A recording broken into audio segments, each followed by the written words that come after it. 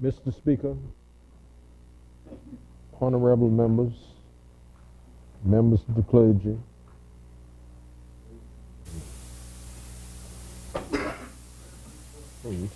from time immemorial, became famous when a young priest, St. Valentine in 27 AD, lost his head under the rule of Claudius the Cruel. Legend has it that while in jail, St. Valentine left a farewell note for the jailer's daughter, who had become his friend, and signed it from your Valentine.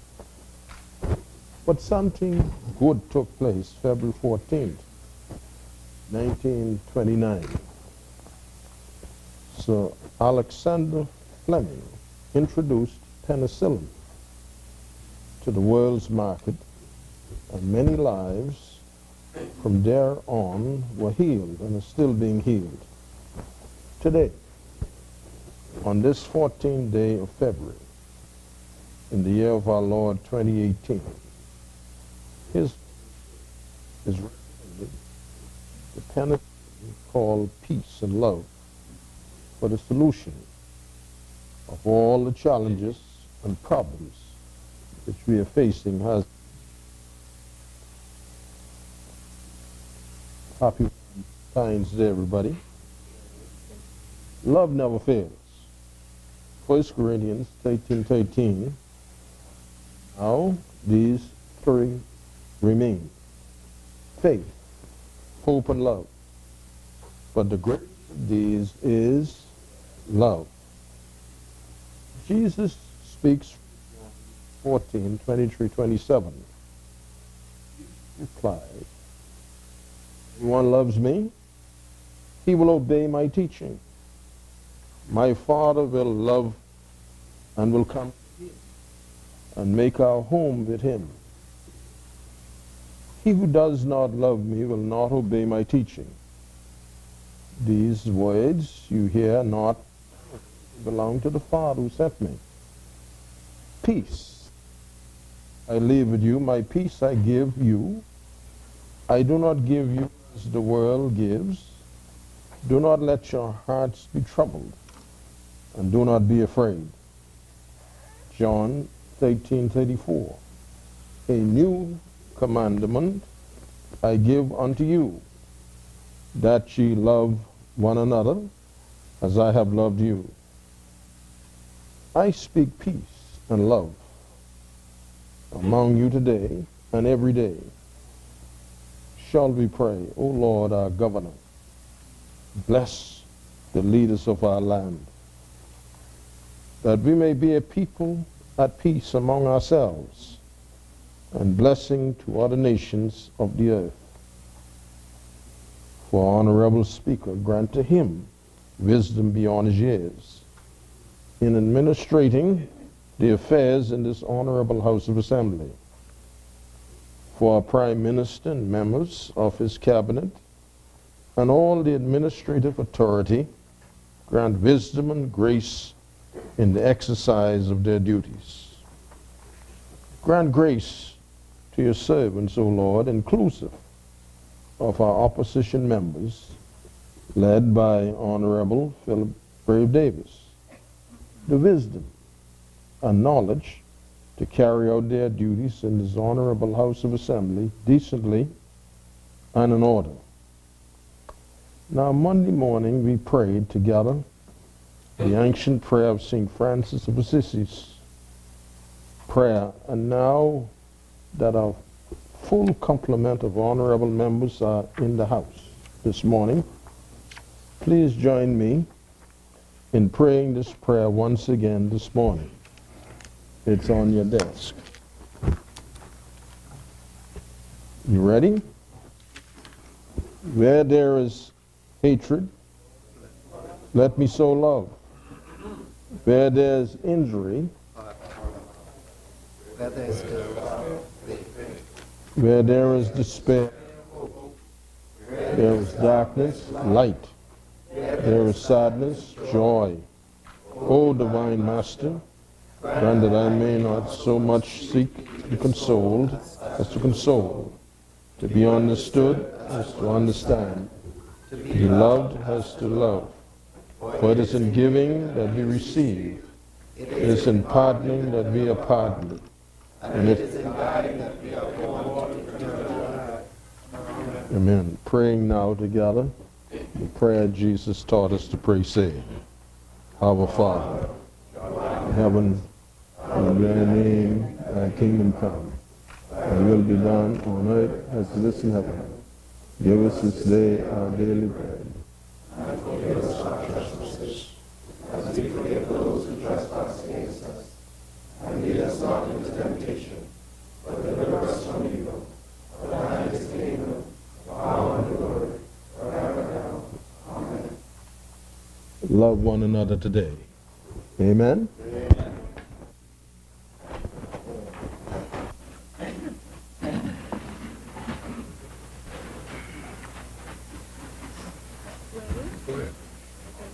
Dr. Hubert Minnis, Peter Turnquest, Brent Simonet, Desmond Bannister, Renwood Wells, Jeffrey Lloyd, Dr. Dwayne Sands, Marvin James, Frankie Campbell, Dionisio Diagula, Michael Pintard, Darren Henfield, Romuald Ferreira, Lenisha Rose, Brenzel Rose, Ellsworth Johnson, Philip Davis, Vaughn Miller, Lakeisha Parker Edgecombe, Iram Lewis, Carlton Bolag, James Albury, Travis Robinson, Adrian Gibson, Donald Saunders, Frederick McAlpine, Hank Johnson, Mark Humes, Michael Folks, Miriam Reckley Emmanuel, Reese Shipman, Ruben Ramming, Ricky Mackey, Shannon Dawn Cartwright, Charnel Ferguson, Glennis Hannah Martin, Tyso Falls, Chester Cooper.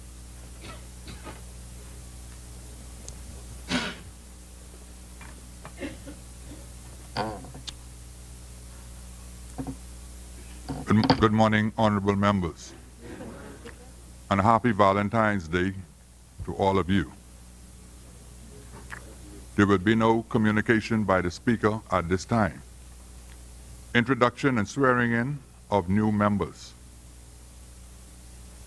Lying of documents by ministers.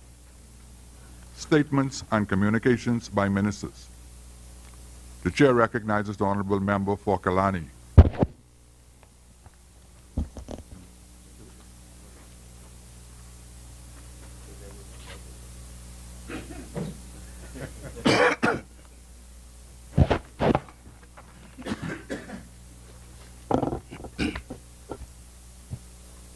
Thank you very much, Mr. Speaker. I hope you would beg my indulgence. I'm still battling with a flu, and therefore my voice may be somewhat distorted. Mr. Speaker, I've often said that Grand Bahama is the headwind that must be fixed in order for the entire Bahamas to fully succeed. Therefore, my government has paid particular interest and focus on the revitalization of Grand Bahama.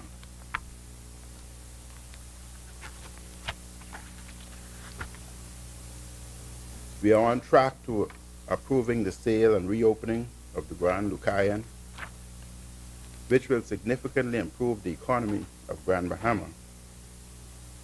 I'm also pleased that my government has approved in principle the recently announced project in West End.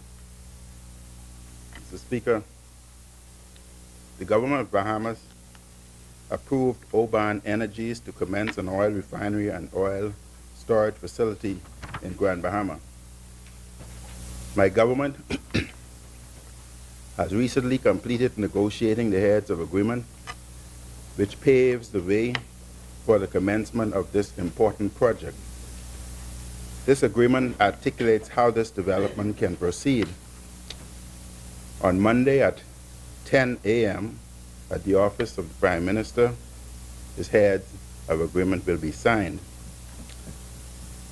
The following week, Mr. Speaker, another heads of agreement, Monday coming. The following week, another heads of agreement will be signed. And the following week, another heads of agreement will be signed.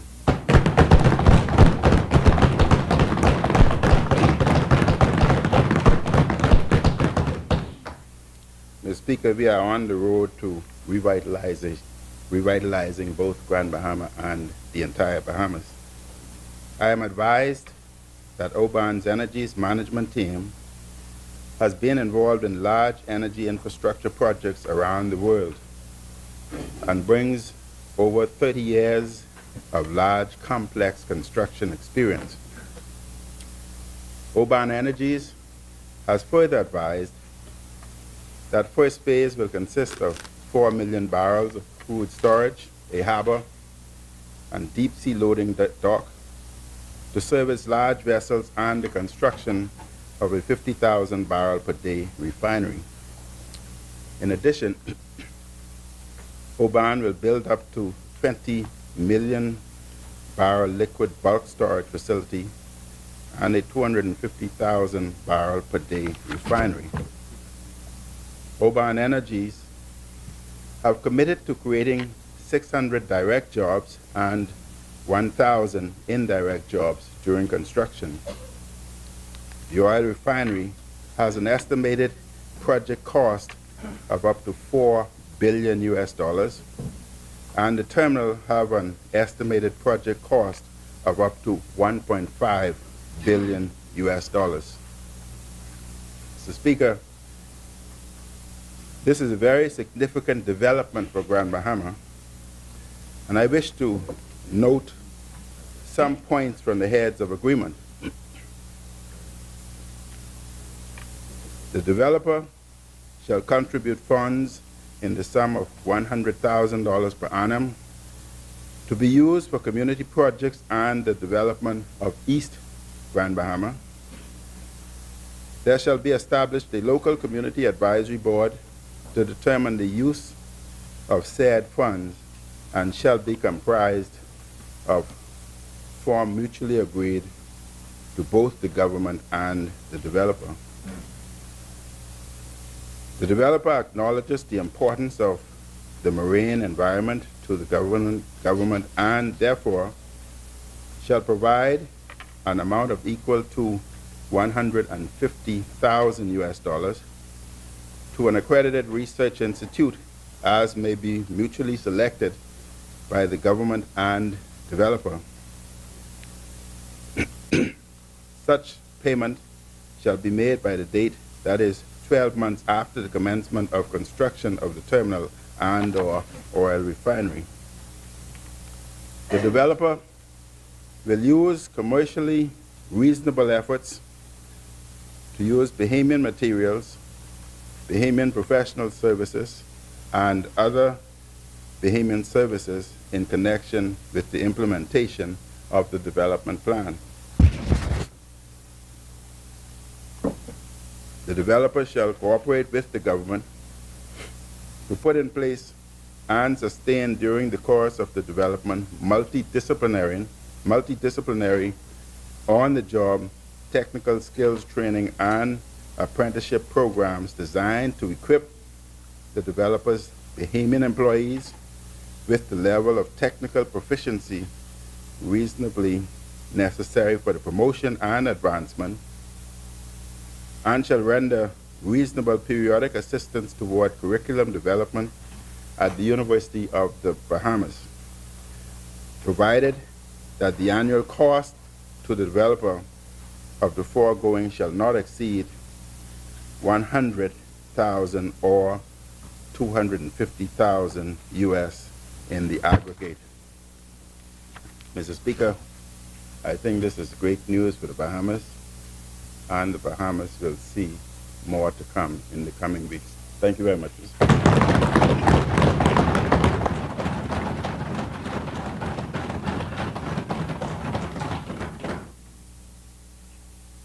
Honorable members, we are at the point in our order of business where a substantive motion will be considered. As you order that the communication be brought up.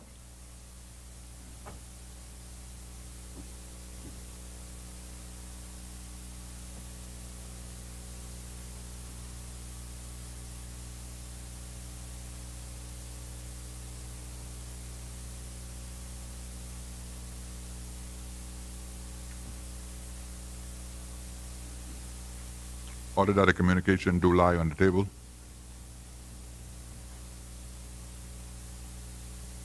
As I had started to say, you would be aware that there is a substantive motion on the agenda which is couched in the form of a resolution.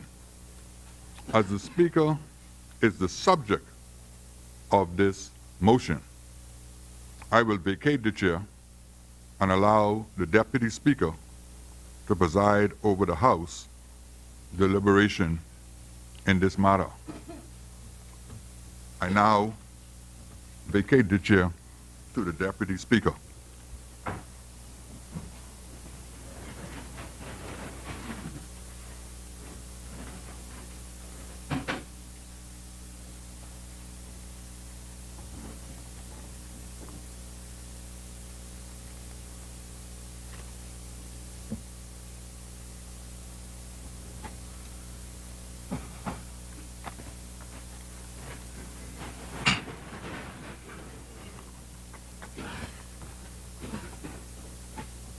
Member for Cat Island, Rumkey and San Salvador.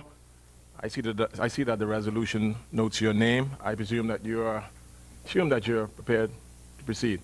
The chair recognizes the member for Cat Island, Rumkey and San Salvador. Thank you, Mr. Chairman. I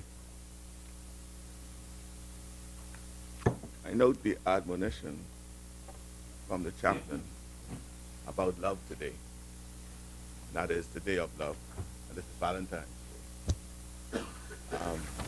Without paying any deference to it, today for me is more importantly the Ash Wednesday, a day when it's time for us that starts the season of Lent, a period that calls for reflection and penitence. Which is very appropriate that today I stand to move this motion when we commence such a season. Mr. Chairman, today I bring the case of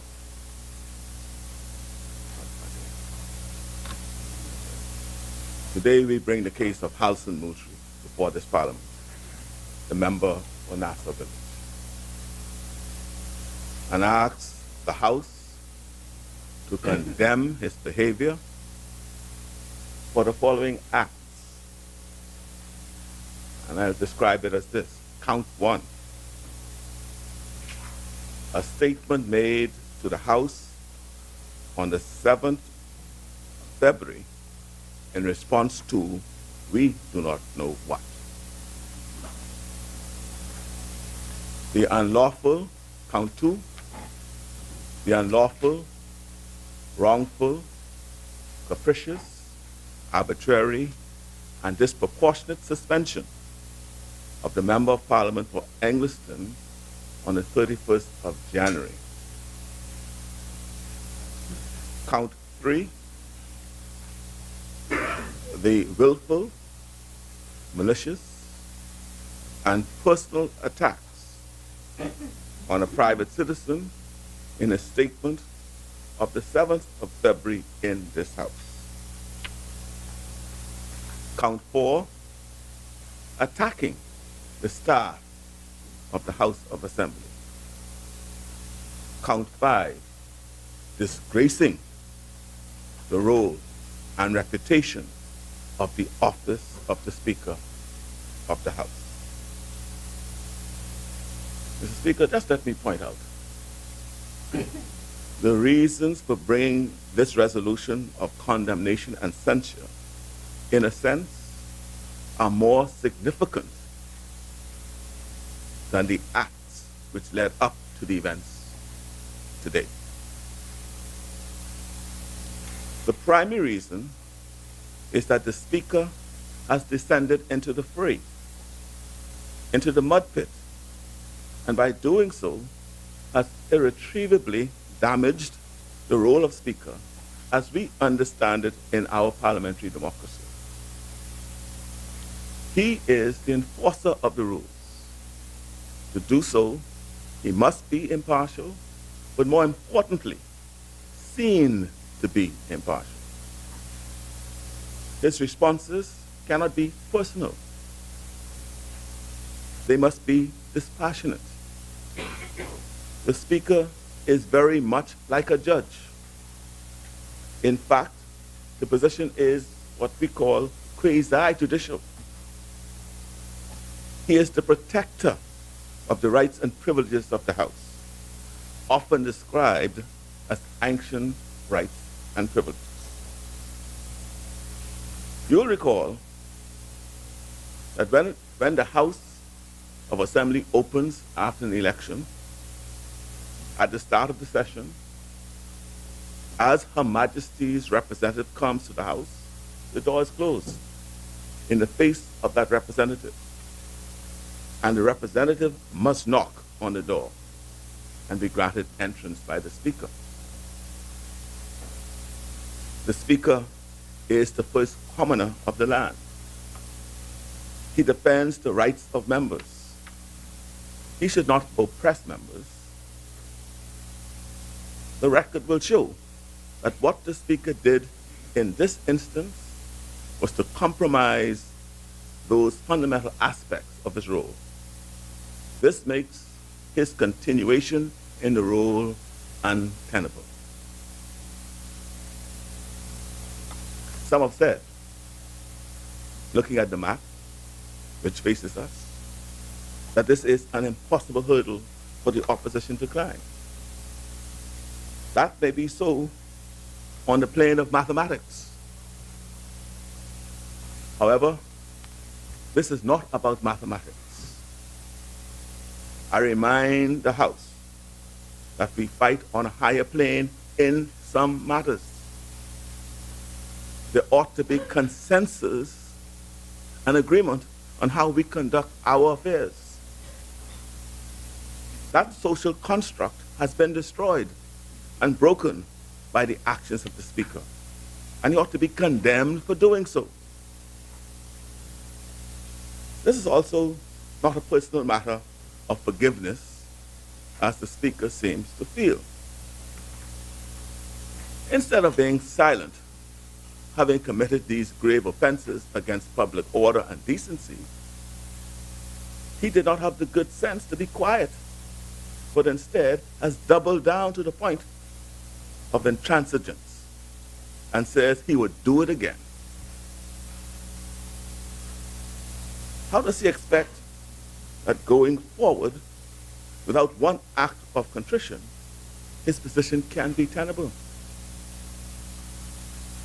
It is, in fact, the opposite, as he himself admitted in a Tribune article of the 9th of February, that operations of this institution will be affected moving forward as a result of what he said, authored by him.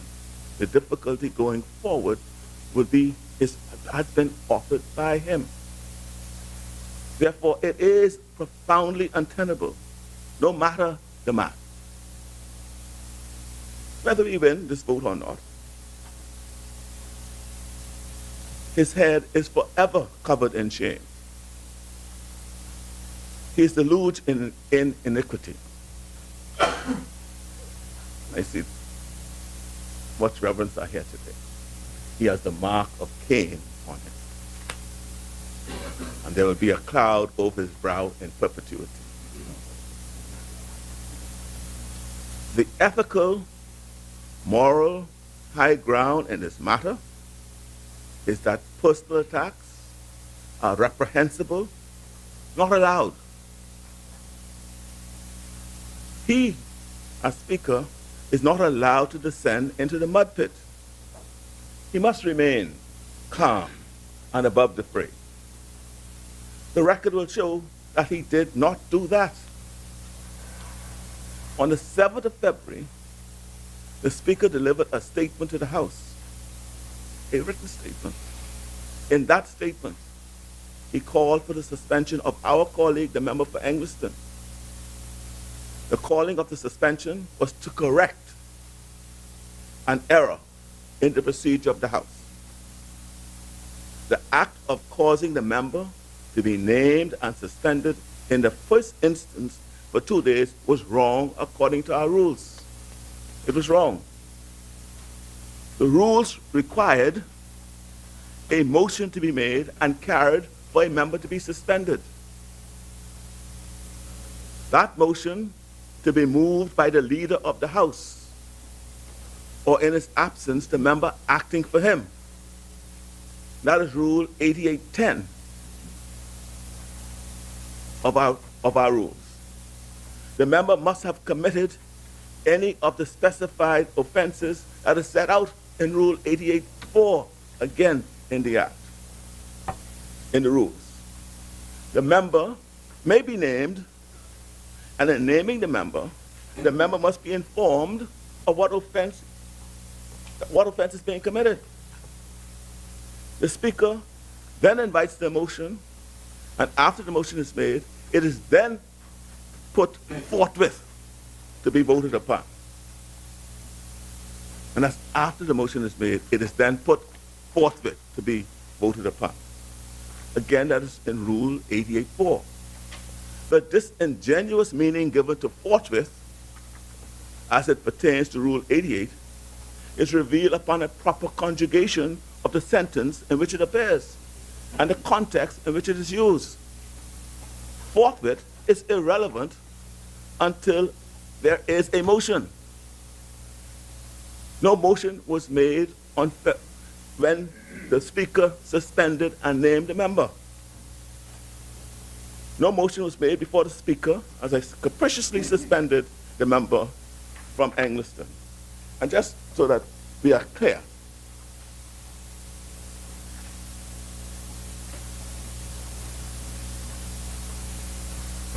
contrary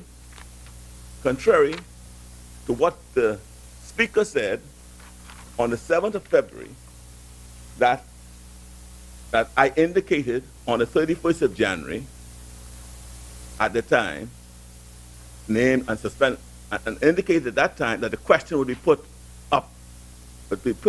at the next sitting of Parliament, which is today.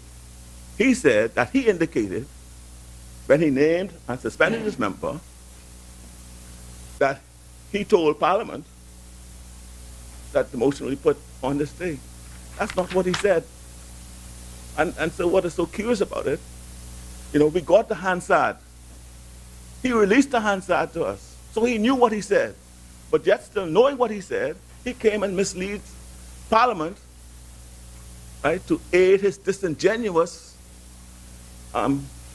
interpretation of Rule 88. Because what he did on that day, and I read from the Hansard, and I read his words, and I invite those who are interested just to compare what he told Parliament on the 7th, he said or indicated, and what he in fact did and indicated on that day. And what he said was, the member of Engliston, and I read from the transcript, Hansard, the member for Engliston, Dennis Hanneman, is named by this chair, and all sympathizers who want to support can behave accordingly. A decision on the period of suspension of the member for Engliston will be determined, and this Parliament will be informed. That's what he said. He said that he will determine how long she will be suspended, and then he will tell us. That's what he said, all against the rules. And then he notified the Sergeant-at-Arms not to let her enter the precincts. So you see, this Speaker,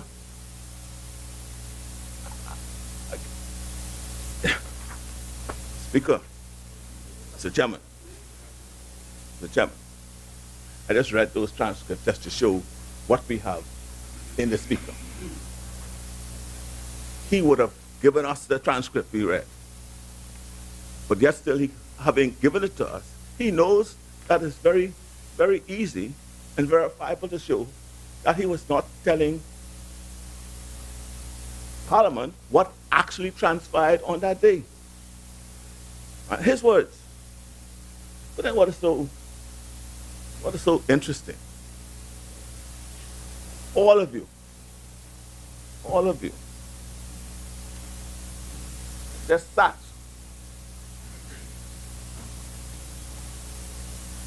All of you. The majority then stepped in to protect that wrongdoing by supporting that act of wrongdoing by the Speaker, with no less a person than the Prime Minister compounding the travesty by calling the member for Engliston dishonorable in her conduct. We must not forget how it all started. It started because the member for Engliston was standing up for the rights of two women with children, young children, fired by the government for political reasons. That was her assertion, her profound belief, and she stood by that belief. The Speaker was supposed to protect her right to free speech.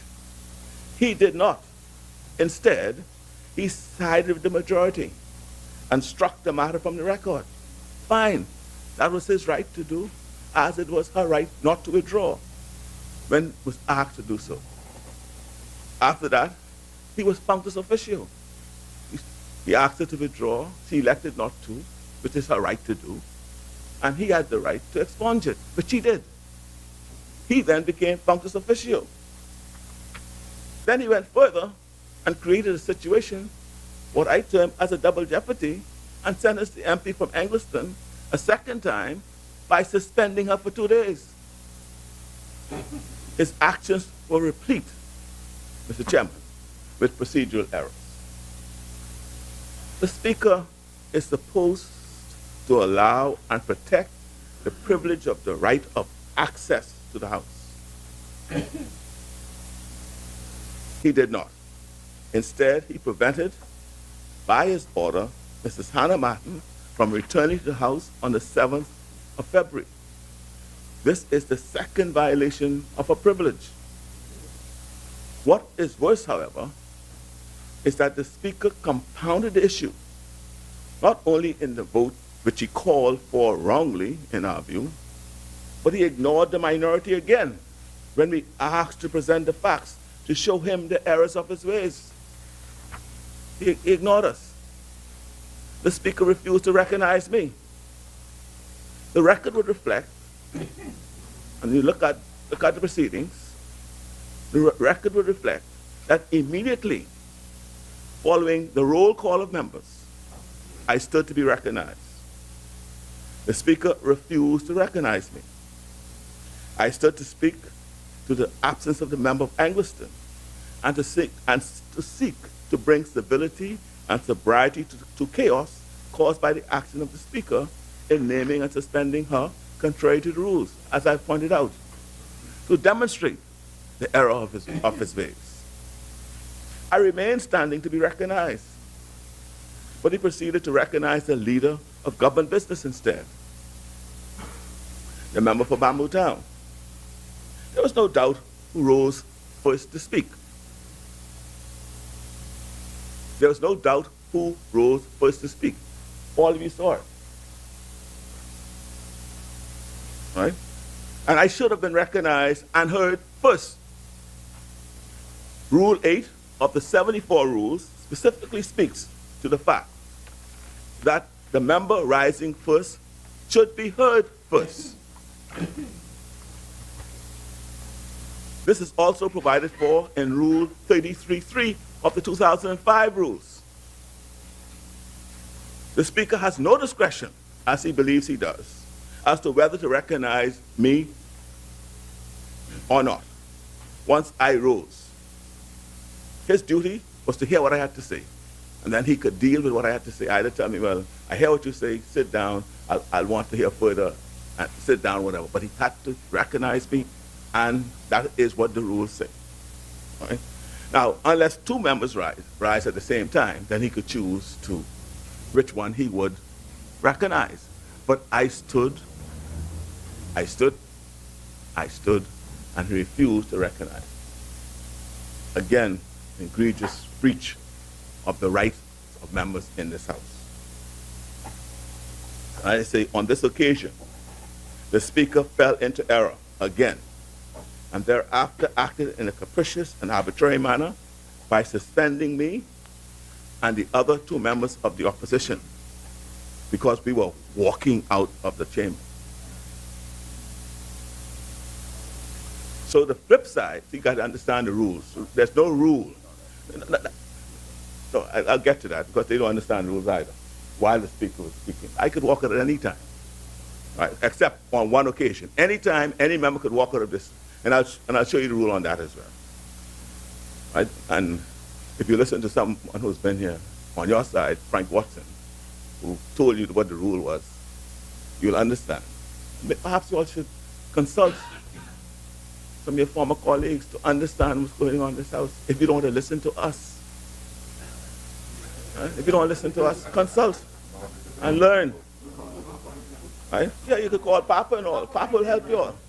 Frank Watson, there are a number of senior seasoned parliamentarians from whom you all could learn. Right? Right? So we were walking out, so we got out of the chamber and they suspended us. So the flip side of the coin of egress, that means coming to the house, is ingress. And he violated yet another fundamental principles by suspending us arbitrarily. Mr. Chairman, it gets worse from there. The speaker then piled on with invective from the protection of the chair, attacking private citizens, a member of that other place, attack members in this chambers and staff of this institution. That's what he did. All y'all sat there, said nothing. Nothing. I have a list of all who spoke, who applauded, who commended, who applauded, who commended, who talk about nipping in the bud. I mean, that's what y'all did. Clap and laugh. And I just want to recount some of the things he had to say, because it's important for this record and for people to discuss it. Here's what the speaker had to say about the private citizen Maurice Tynes, the former clerk of the House. I thought that the retired clerk was my friend. I remember when I was in third-party politics as leader of the Bahamian Freedom Alliance. The retired clerk would call me all the time and provided me with material to attack the Ingram administration. Let me pause here a minute. Be careful what you call him and talk about, because you know he might talk. Now, I ain't gonna talk what we talk about. So you expect me? No, I mean, whoever spoke to me, since this matter, I'll not speak to that. I'll not speak to it. Right? I thought, continuing what the speaker had to say, I thought that he was championing the cause of good governance and democracy. But alas, he was only trying to help the PLP, as he seemed to be doing today, while also attacking the acting and hopefully soon to be confirmed Clerk of Parliament. He continued, I had the opportunity of working with the apparently troubled former clerk from May 24th, 2017 through August 31st, 2017. And I can say at this time, thank God for attrition. Imagine trusting, working, and relying on the advice of someone who has now publicly expressed his innermost feelings and the kind of political venom directed at the speaker in the letter to the editor. Thank you very much, Mr. Retired Clerk. May your soul rest in peace. That's what the speaker said. Ain't none of y'all said anything about it. That was all right. Bucket, slamming on the desk, cheering and applauding. He said, here's what he said about me and my wife. I cry shame on the member for Cat Island, Rumkey and San Salvador. Ordinarily, I would not respond to such nonsense, but the honorable member and I wished that he was, and then he said, and I wished that he was still present so I could address him directly.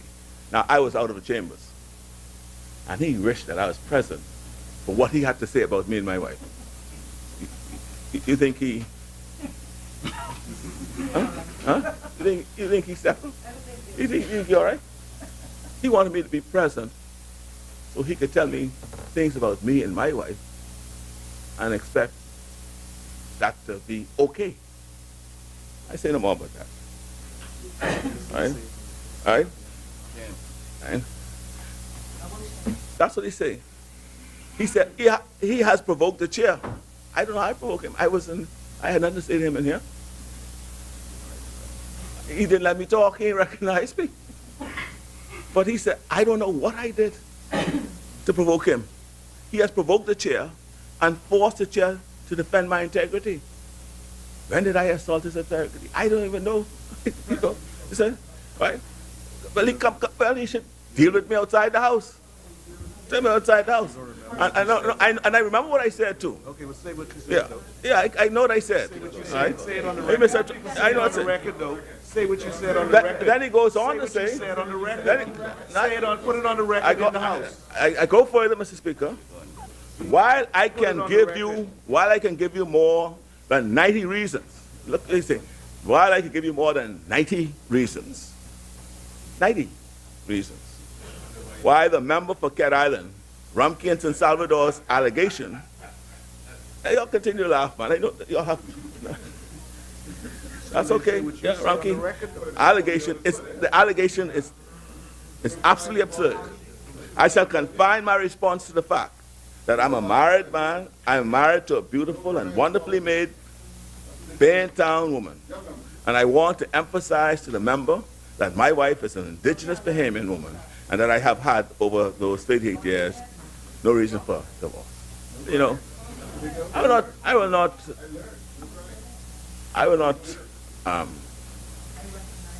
not go to the level of the speaker.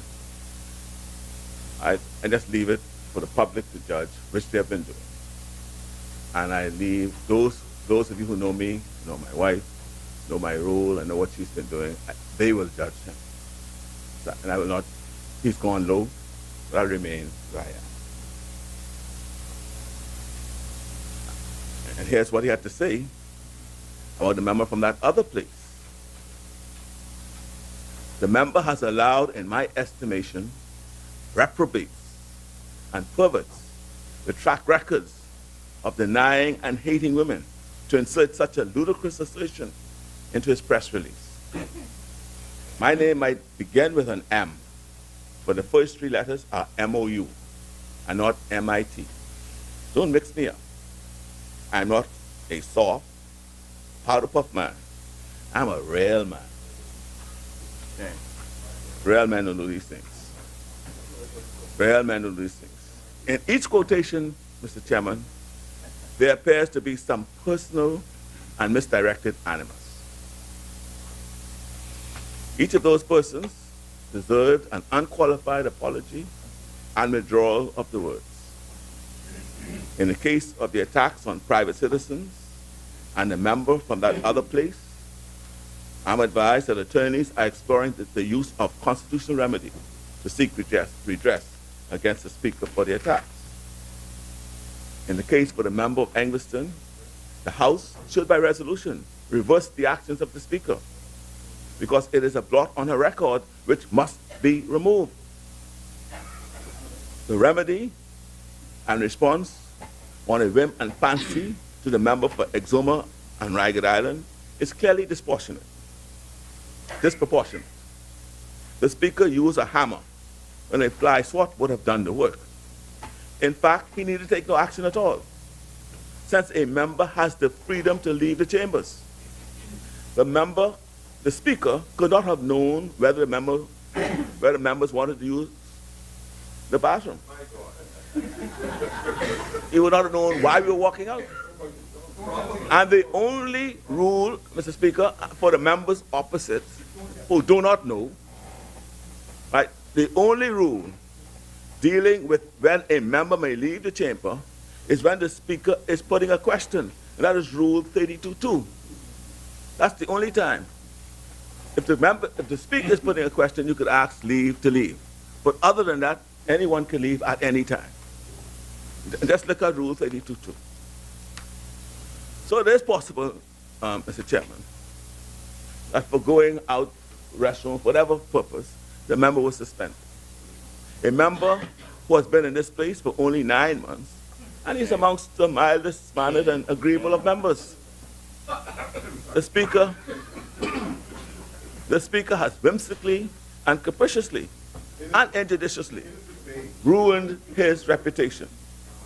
The same can be said for the member for South Andros, who said and did nothing on that day to have warranted that slap at his reputation by the whimsical, arbitrary, capricious, and injudicious actions of the Speaker. So, notwithstanding the math, today we seek to make a cogent and airtight case for the removal of the Speaker. He cannot be allowed to continue. If he were a man of some grace, he would have stepped down on Monday. The country expects him to do the right thing. The country does. The side opposite was faced with this ethical dilemma before. And in the face of that, Sidney Colley, as Minister for Local Government, now Ambassador Sidney Colley, did the right thing. He did the right thing, and he resigned. That was a much lesser offense than the grave personal assaults in which the Speaker has engaged. The problem is exacerbated by the fact that the members opposite, instead of suspending the House when the Speaker determined to go down this vile personal track, enjoyed what the Speaker was doing and supported it. They reveled in it. They supported it even though the Speaker cast aspersions on some of them. I repeat that. They reveled in it. They supported it even though the Speaker cast aspersions on some of you with homophobic slurs, attacks on divorced people, and attacks on those with foreign wives. And you all sat right there, said nothing, did nothing. He was attacking all two. And you all said, did nothing. Yeah, they know they are. The government of the people's time, banging on the table, laughed and joked as the Speaker engaged in homophobic slurs, in attacks on a member's wife, and personal family affairs, on the reputations of the House staff, and in seeking to mount as defense, made a most egregious attack on a retired public servant. One member went so far as to give comfort and aid to wife beating through her clumsy language. Yet the Speaker now says to the press, instead of being quiet, that all is forgiven and we can move on. No, sir. We cannot move on. No, sir. What you have done is unpardonable and inexcusable. You have embarrassed, debased, and desecrated the office of Speaker. The majority should not protect or cloak you in your error and buffoonery. You also should not cloak and protect him. They all should assist him in finding an exit. That is the right thing to do. This is not about mathematics. This is not about mathematics. This is about the right thing to do. It is about voting with your conscience today, not against it. Will you vote to keep a man in office who has so desecrated the office? Will you?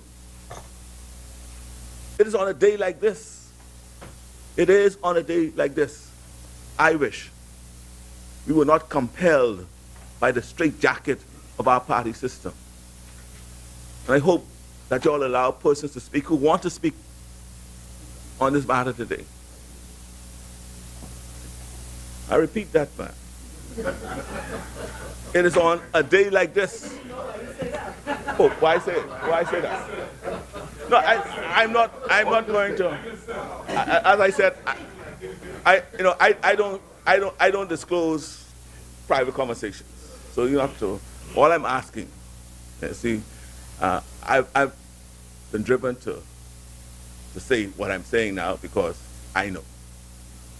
it is on a day like this that I wish you're not compelled by the straitjacket of our party system. Loosen the conscience. This is not about PLP and FNM. And I repeat, this is about the right thing to do. Those who know me, and let me just digress a bit here, Mr. Speaker. Those who know me know that I always advocate for the pursuit of things that make for peace. Because I'm a firm believer that the common good could only be built up when things that make for peace are pursued. That's been my mantra.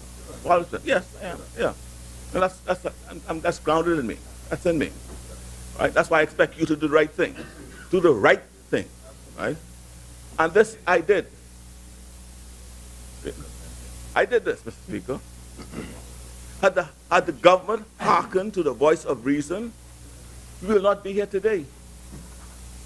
If they'd listened, we will not be here today.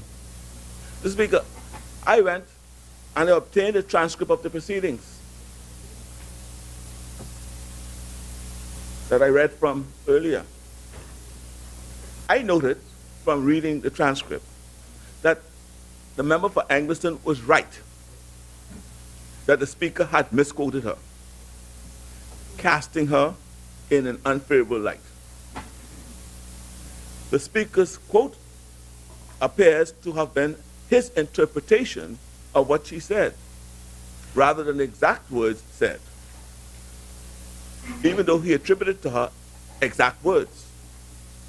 The question in my mind, having looked at the transcript, was whether the Speaker's interpretation was reasonable in the circumstances. That's all. That's the only issue there. It was much ado about nothing. But the Speaker didn't allow it to get there, and none of you who are supposed to be aiding and assisting him ever rose to assist. I did. That's why I intervened. I did so hoping to right the debate. But again, everyone just sat. My intervention at the point where the Speaker was at the height of his broadside, was at the height of his broadside of Angleton. And I was pointing out that what he was doing was unfair. And no right-thinking person could say it is fair for a person to embark upon an inquiry about somebody and don't let that person know that they're embarking on that inquiry, and then make findings that are adverse to that person. Without, first of all, one, letting the person know that you're embarking on the inquiry. Secondly, at least letting the person know what you're looking at and providing it to them and give them an opportunity to at least respond. But you don't do none of that. And that's why I said it was unfair. That's what he's doing. Of course, he did it in his diatribe on the 7th of February. But that's what I was trying. He took umbrage to me suggesting this. And he ordered I take my seat. And he continued the broadside, ignoring any intervention on the part of the opposition. How could you expect us to remain in those sort of circumstances? We left the chamber, then he named and suspended her, as I read earlier. At the next sitting of the House, recognizing that the suspension and naming was wrong, as I pointed out in the rules, we came to the House accompanied by the member for Angleton. And she was told by the Sergeant at Arms that he was instructed by the Speaker to prevent her entry. That's what happened. Right. That's what happened. Now, in pursuit of peace,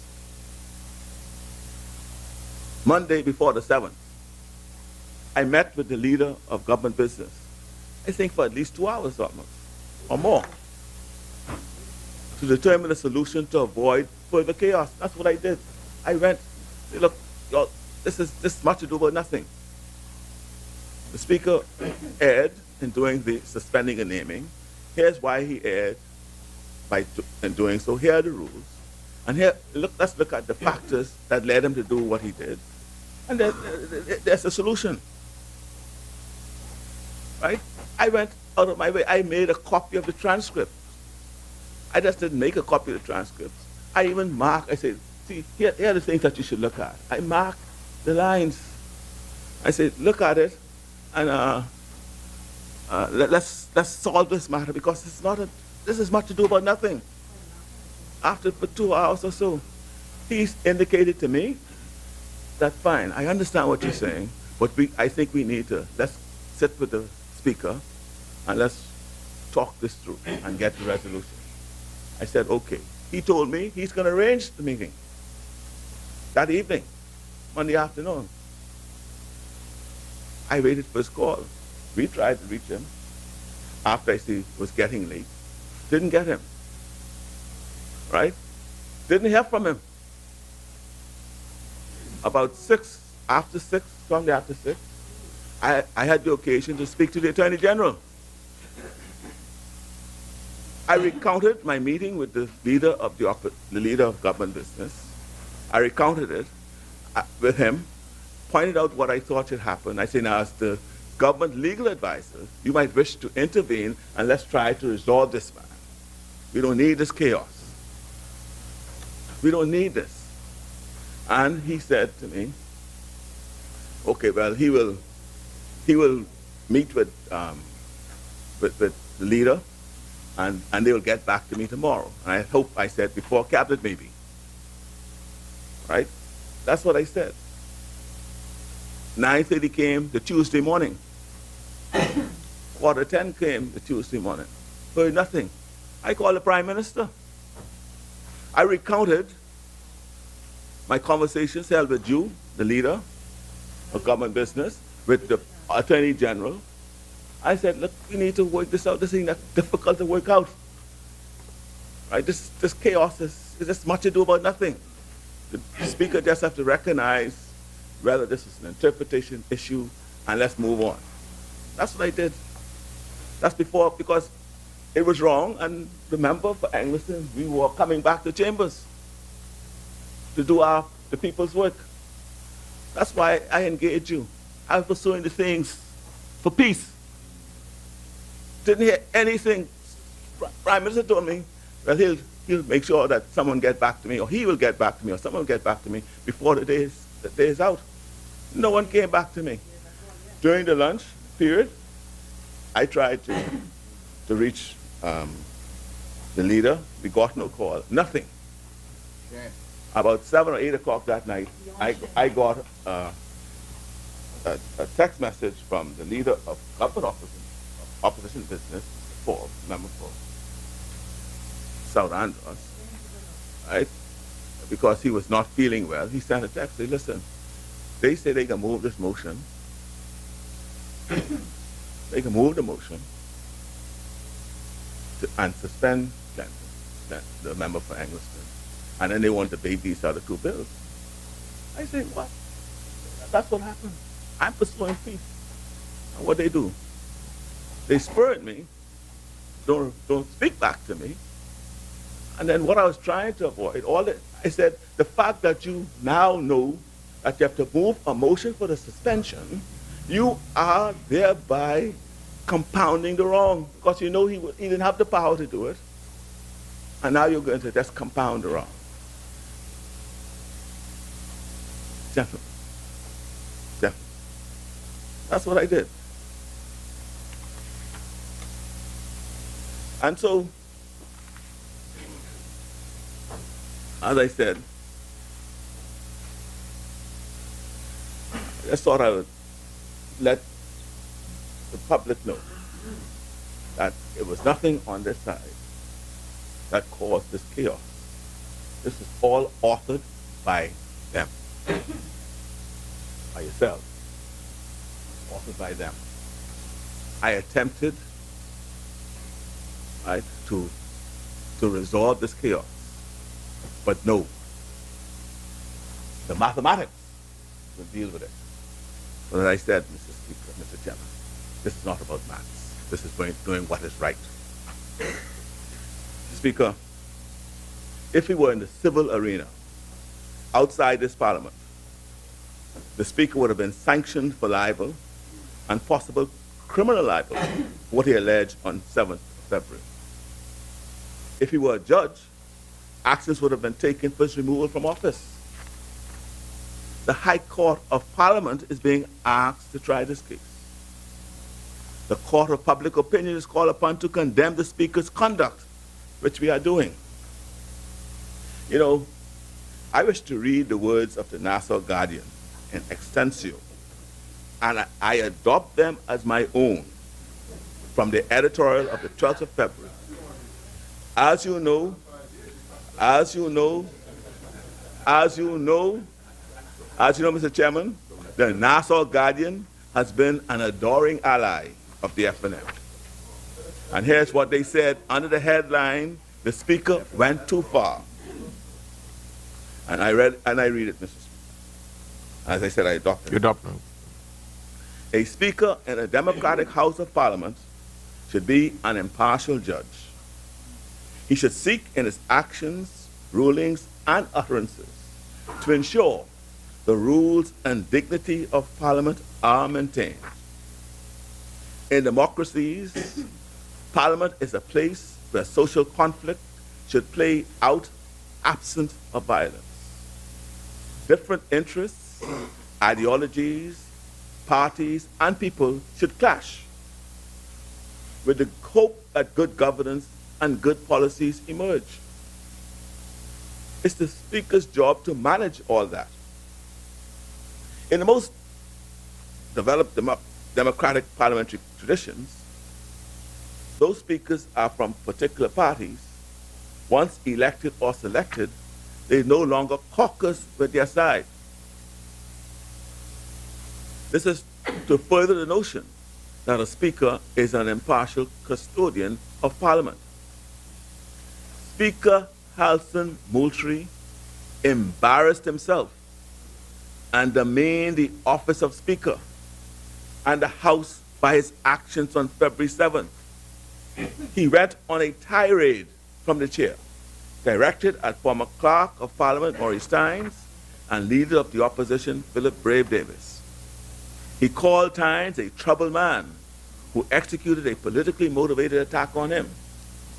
Tynes, who retired last year, wrote a letter to the editor recently saying he was disturbed and alarmed by Moultrie's decision to name and suspend Eglinton MP Glenys Hanna Martin. I had the opportunity of working with the apparent troubled retired clerk from May 24, 2017 through August 31st, 2017, and all I can say at this time is thank God for attrition, Moultrie said.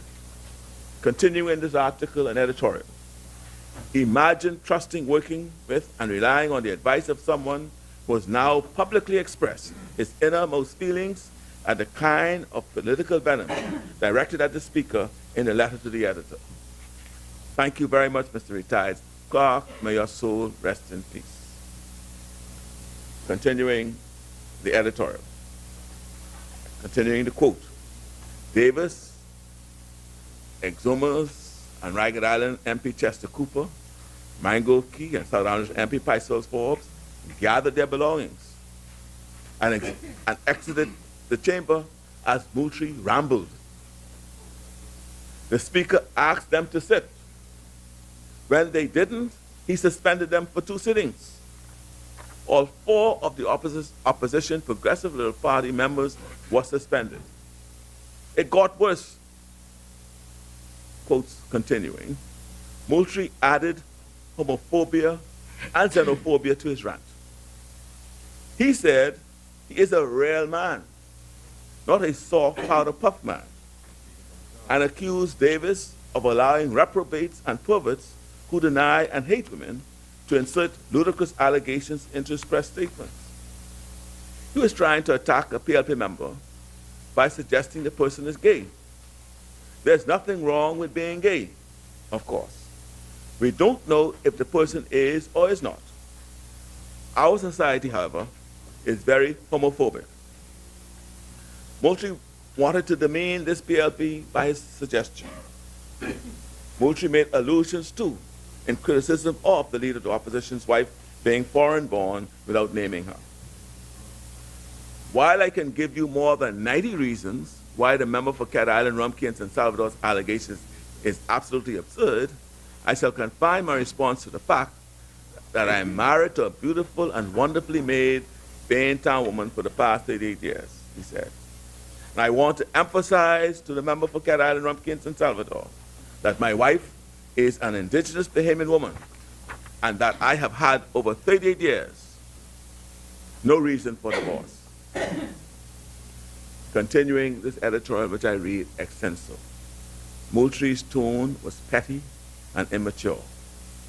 That he sat and considered these words, prepared them, and read them, demonstrate he's not fit for the position of speaker. It is disgraceful that a speaker would read from the chair a 40-minute statement filled with bitterness, homophobia, and xenophobia. And the suspensions of Davis, Cooper, and Forbes were not justified. They were an abuse of power. Moultrie and Miriam Emanuel, the Free National Movement MP for Maikal, embarrassed their party on February 7th. As she praised him for naming and suspending Hannah Martin, Emanuel said her father taught his daughters that if they approached their husbands disrespectfully, they would get manhandled, and suggested there may be some circumstances when it is acceptable for a man to beat his wife. You know, if I might pause there, I'll move away from the quotations. What I commend Ms. Manuel for is recognizing abuse when she sees it. She recognized that the chair was abusing a woman. She recognized that, but she tried to justify the abuse. She saw what we saw. We saw our member being abused by the speaker. Go back to the quotation. After being criticized for the remarks, Emanuel apologized that evening. Moultrie and Emanuel gave the opposition ammunition. This was unfortunate. The PLP is a party on life support after the last election. The FNM, I thought what you said, yeah. The FNM caucus seems to support the Speaker in the House. The FNM caucus seems to support the Speaker in the House. That's a disgrace. Whether or not it was right to suspend Hannah Martin is a separate issue. She has been an obstructionist throughout this Parliament. Sensible FNM should not support what Moultrie did, however. We don't know how this matter will be resolved, but we certainly have no confidence in Moultrie to continue as Speaker. He cannot separate his emotions from decision-making. The chair should be occupied by someone who can. Mr. Speaker, Mr. Halson Moultrie, Mr. Chairman, Mr. Halson Moultrie, the member for Nassau Village, has brought the office of Speaker in odium, disrepute, and contempt. And public contempt. If you want any evidence of it, I start off by showing you sideburns. This is what he brought the Speaker's office to. Let's do what is right. It is. I'll tell you more. I didn't put this out here. This is the public. This is what they're thinking. And if you want more, yeah, I like to lay this on the table. Yes, this is what he's bringing. You're laying it. Yes, I'm going to lay it. Order that the documents be brought up.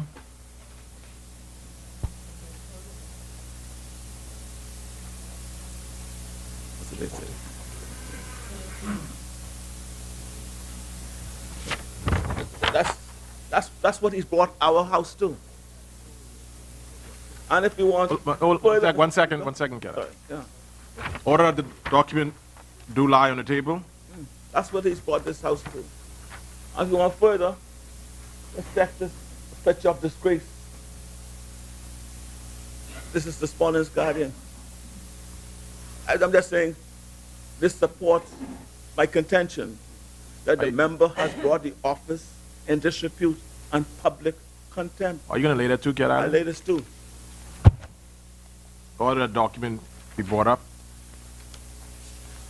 And Mr. Speaker, the numerous letters that's been written. One second, one second, member. 1 second, member.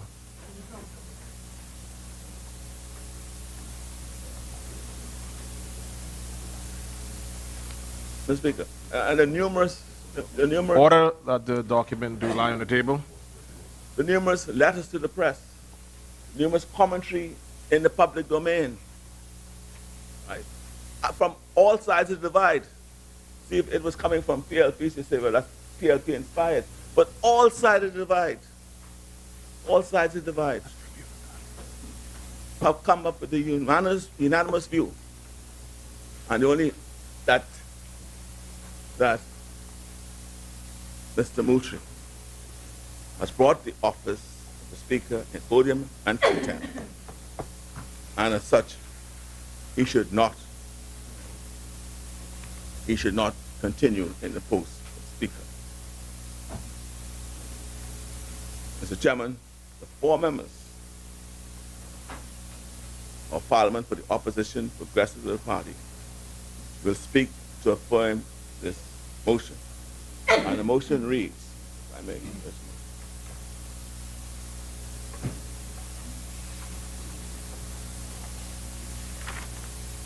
Speaker. Was it last week's on Monday? Isn't it last Monday's statement?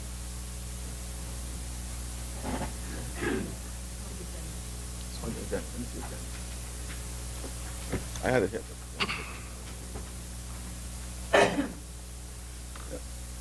Speaker,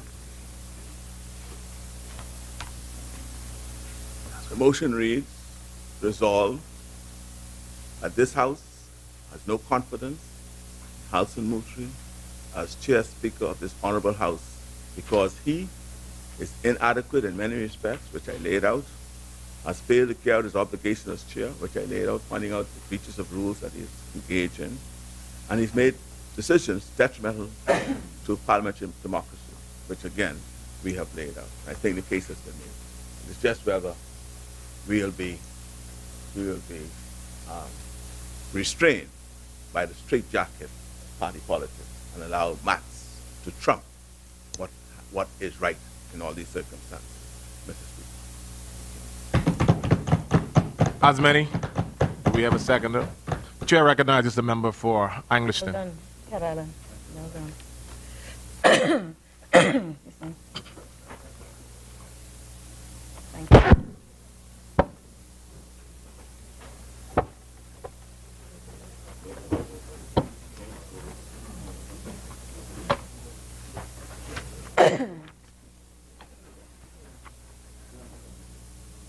You let me know when you start the clock here.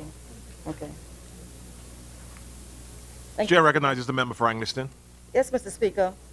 I rise on behalf, Mr. Chairman, I rise on behalf of the good people of Angliston who have sent me to this place, thank you, to be their voice now in my 4th consecutive term.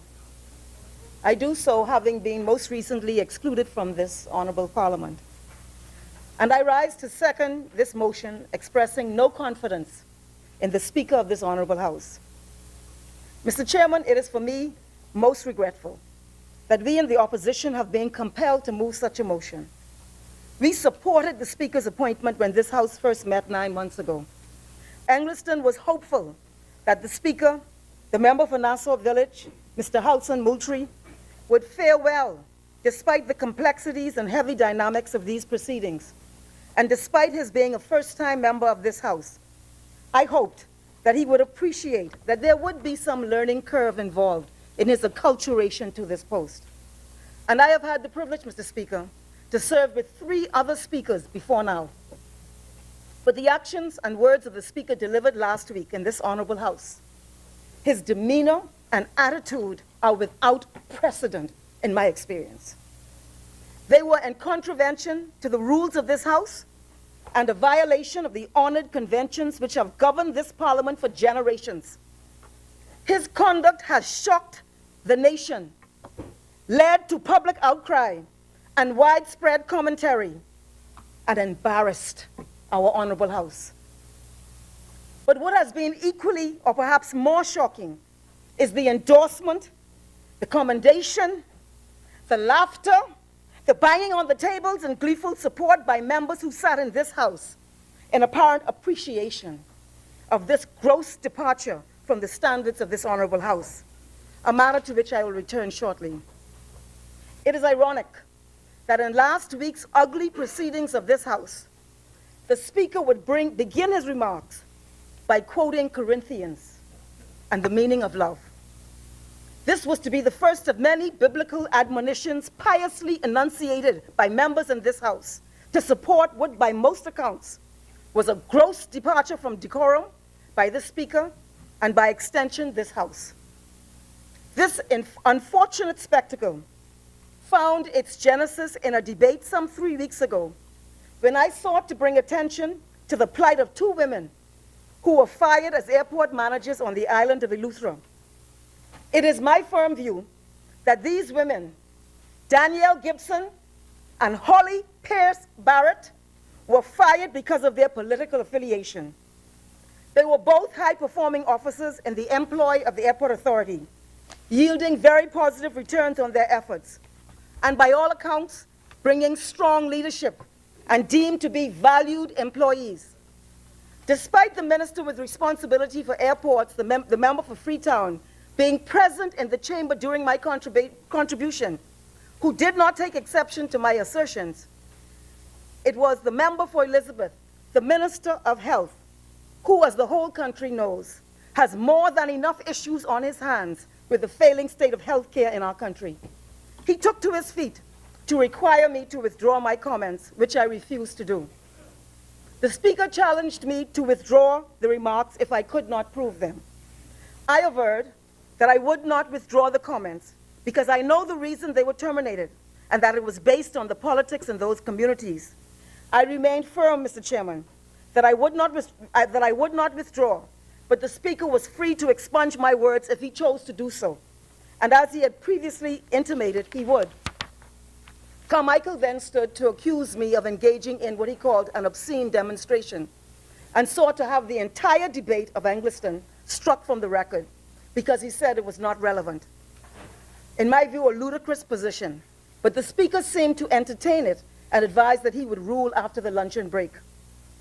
Interestingly enough, and as my mother always told me, my late wonderful mother, time is longer than rope.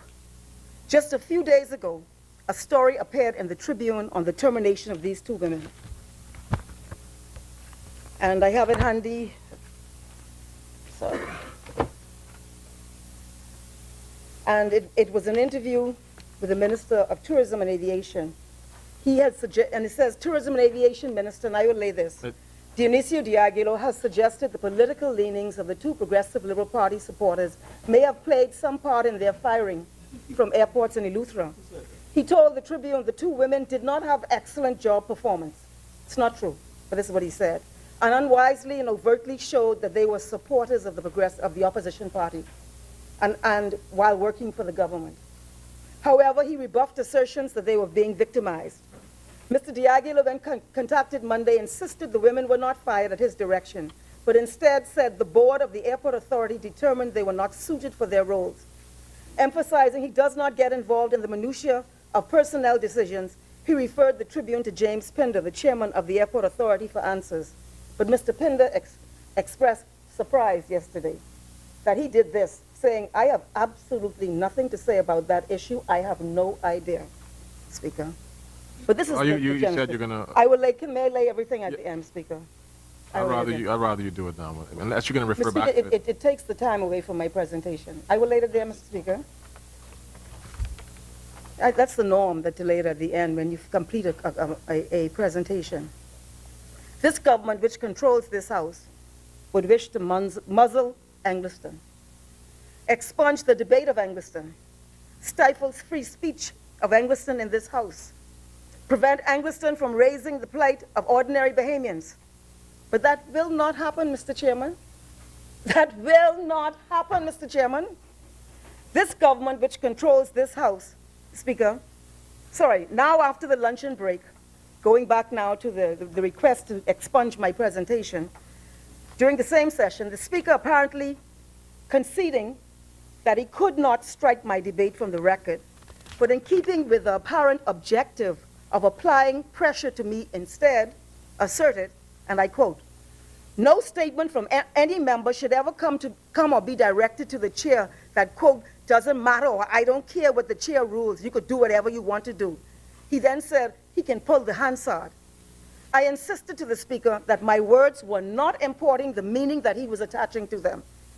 The session then ended without further incident, and Parliament adjourned to the following week to debate new legislation. On the adjourned date, Mr. Chairman, this member met with the Speaker in chambers to advise that I intended to seek clarification on the matter of my words uttered in the previous sitting, as I had since obtained the Hansard. My concern was that the record would reflect the Speaker's claim that I uttered words which could be deemed disrespectful to the chair. The Hansard did not support the Speaker's assertions of my words. The Speaker in chambers, however, clearly anticipated that I would be pursuing the point, having been advised, as I'm told it is the practice, that I had requested the Hansard to this end. He facilitated my intervention in the House, but then engaged in what this member described as an ambush. The Speaker seemed to abandon any discussion about the Hansard and moved on to what he said were Broadcasting Corporation videotapes of the proceedings in question, which he said showed that the member for Angliston consistently breached the rules with respect to listening to the chair in silence. So we've moved now from the point at hand, which is whether I said I don't care what the Speaker do. We now move to the tapes and him saying that I was not listening quietly I was not listening to the chair in silence. The Speaker then went further. He referred to a number of documents which he was holding at the time, claiming to be, in his words, a person scientifically trained and also trained in observational analysis, which he said established, and I quote, a pattern where the member for Angliston continuously, this is what he said about me, I continuously rise on points of order, make allegations and assertions that a member has made a statement, continuously he said, and on each and every occasion that I have been able to examine to this point, the member, in fact, based on the Hansard record, did not make the statement. This member, Mr. Chairman, was shocked by this gross accusation by the Speaker, which sought to erroneously depict Angliston as a member who frequently maligned other members without foundation. So we had gone from clarifying the record on my words to an all-out, full-frontal assault on my membership in this House. The member for Angliston was not permitted to respond to this unilateral indictment by the Speaker, who advised that this member would not even be able to respond once he had completed his statement. In the face of these baseless accusations, and in the interest of my personal dignity, and being confronted with my privilege being breached by none other than the Speaker, I've never seen that. Himself, without even the right to respond or defend myself against his allegations, without even having been given the fairness of having sight of any of the documentation he claimed to rely on, and with no one left to appeal to in this House, this member gathered her belongings and left the chamber, Mr. Chairman. It was at that time the Speaker purported to name the member for Angliston and invited, quote, all sympathizers who want to support can behave accordingly. A decision on the period of suspension will be determined and this Parliament will be informed. The Hansard will show, Mr. Chairman, however, that long before this moment, the Speaker had invited myself and the member for Cat Island, Rumkey, and San Salvador to withdraw from the Parliament, if, in his words, we do not want to abide by the rules.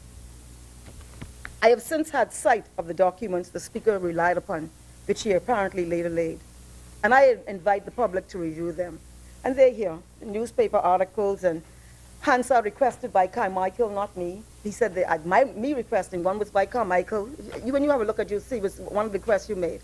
I don't know why it was in there. And it's clear. See, it's just a bunch of paper. These documents do not support nor establish the harmful claims by the Speaker about my character or my conduct in this Parliament. And it may well be argued that the Speaker misled this Parliament. This member now concludes that the actions of the Speaker were part of a larger collective undertaking by this government to seek to mute the voice of Angliston in this House. The procedure undertaken by the Speaker to name this member on the 31st of January was not in accordance with the rules of procedure of this House, and the member for Cat Island, Rumkey, and San Salvador has gone into that at length. And it was on the 7th of February that the Speaker sought to regularize the process by retroactively naming this member, while at the same time denying me access to the Parliament. It was on that date, on a motion to name the member of the House of Assembly, that the House of Assembly came to its lowest point in our parliamentary history, as far as I'm concerned. I've never even heard a story about other than what I saw last week in this Parliament. The Speaker found that this member, the member for Angliston, was in breach not of 1 or 2 or 3 or 4. He found that I was in breach of all 5 offenses, every single offense under Rule 88, not related to the circumstances of the following week. He went back to the day he first sat in the chair to talk about me, and used that as the basis, purportedly, on the later occasion to pursue a motion.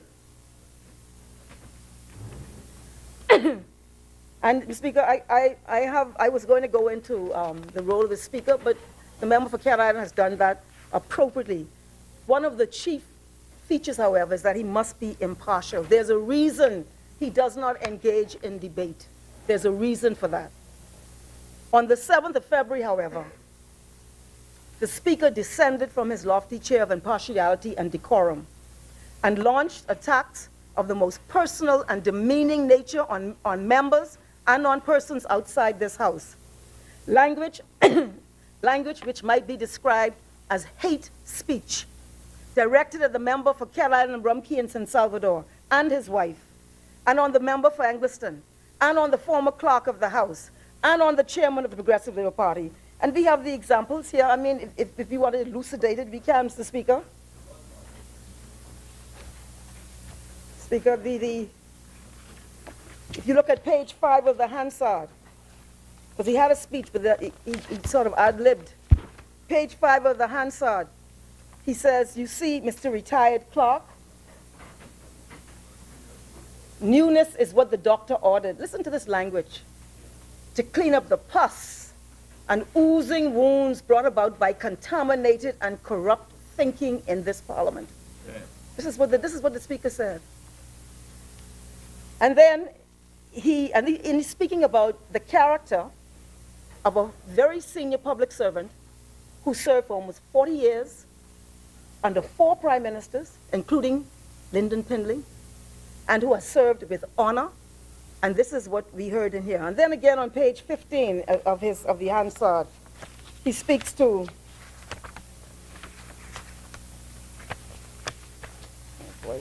page 15, where he speaks to the member for Angliston, where he says, I seem to think I'm entitled. Personal attack. Nasty. And then again on page 16, he speaks again about me thinking I'm entitled. And then he says on page 10, where he speaks, you have the Hansard there on that. Cat Island, page 10 in the Hansard.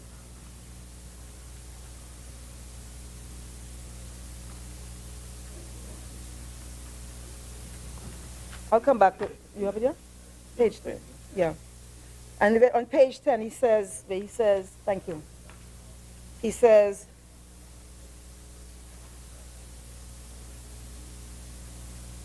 while I can give you, I'm trying to find it. I have it marked out in the copy that I had.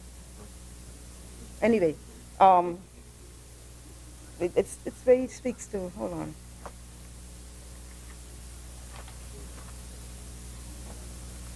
Anyway, Speaker, the member for Cat Island, Rumkey, and San Salvador has gone to the language, page 10. While I can give you more than 90 reasons, same quote. And he speaks about having married a wife, an indigenous Bahamian woman, and that I've had over 38 years, no reason for a divorce. Mashed plenty corn in here on that day, I tell you, Speaker. And then on page 11 of the Hansard, where he speaks to notwithstanding the member has allowed, in my estimation, reprobates and perverts with track records of denying and hating women to insert such a ludicrous, and he goes on and on and on, Mr. Speaker. And then again, he speaks on page 12. This language, his closing language is very, very interesting and very disturbing and almost apocalyptic, Mr. Speaker. I was very concerned for the speaker when I heard the things he was saying, and I was wondering whether the state of his mind, you have the final page, the state of his mind, page 12, the final page. The speaker.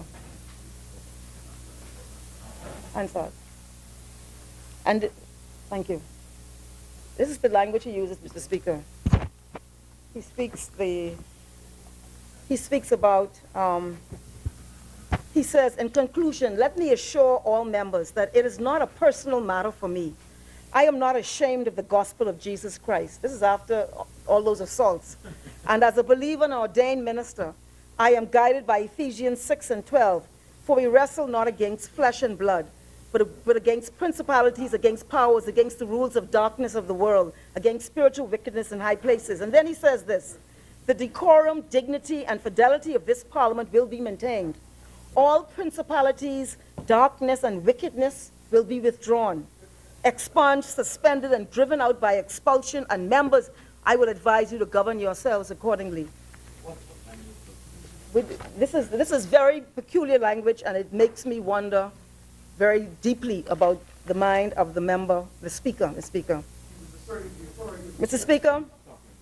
But it was the support cast in this House which provided the most disturbing spectacle in the proceedings of this honorable House. It has given credence to my suspicion that this government seeks to silence the voice of opposition in this Commonwealth. 13 government members, most of them cabinet ministers, most of them first-time members in this House, couple months they've been in here, contributed in this infamous debate to suspend a member. I believe the length and extent of such a debate is unprecedented. This is also a condemnation of the Speaker to allow this to take place in this Parliament. And I was surprised to see the member for Bamboo Town to be the first to jump to his feet, to praise the Speaker in light of his derogatory innuendo towards those who do not have, in the Speaker's words, indigenous Bahamian wives, which would have included Bamboo Town. But he seemed to have overlooked the insult to both him and his own wife, and instead lavished commendation and holy praise on the Speaker with biblical support. Bamboo Town claimed that the Bahamian people wanted Angleton out of Parliament for even more days. And he said to the Speaker, I want to end there by commending you, because I believe the Bahamian people who have observed the entire record of what has taken place this morning would know that we, in keeping with both the rules of this House, would have done that which is good. That is how the member for Bamboo Town described the behavior of the Speaker. The member for Elizabeth, the Minister of Health, who has so much work to do in his portfolio, sought to give a lecture about the dignity, grace, and honor of a member. But will he recall the courtesy extended to him as a new member when he made representations to this House that were not accurate and for which he could have been accused of misleading? Remember? It was the member for Angleton whom he sought to castigate in his contribution and who helped him to correct the misrepresentation, then seeking to destroy and damage the reputation of other individuals. And then there was the member for Tall Pines, who's the chairman. You're sitting there, and I got to be careful, Mr. Chairman. But on the record,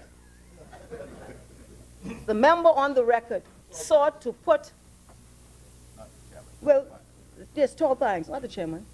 Tall Pines said, we have one of, well, he boasted, we have one of the longest standing democracies in this hemisphere, one of the longest and one of the most respected, and we're not going to allow any member, I don't care how long she's been in this House, I don't care who she represents, because this is the people's House, etc., etc. And then what I found, what he did, Mr. Speaker, he sought to put on the record of Parliament, which he said were private exchanges that he claimed to overhear between two members seated on the record of the House. Yeah. This is unprecedented. In all my many years in this House, and coming from the Deputy Speaker. First we have the Speaker, and now this, Lord, help us. Help us, Lord. And Mr. Speaker, I just want, and the member for Tall Pine should know, I sit in strategically too. And I hear plenty of things too. I mean, I could put it on the record also. I've heard the exchanges with colleagues behind me. You don't do that, Speaker. And then, of course, you know, the member likened me to a character in Dallas, but I'm not going to dwell on that because my time is running out. But I had a response for that, but it's frivolous and I can keep moving.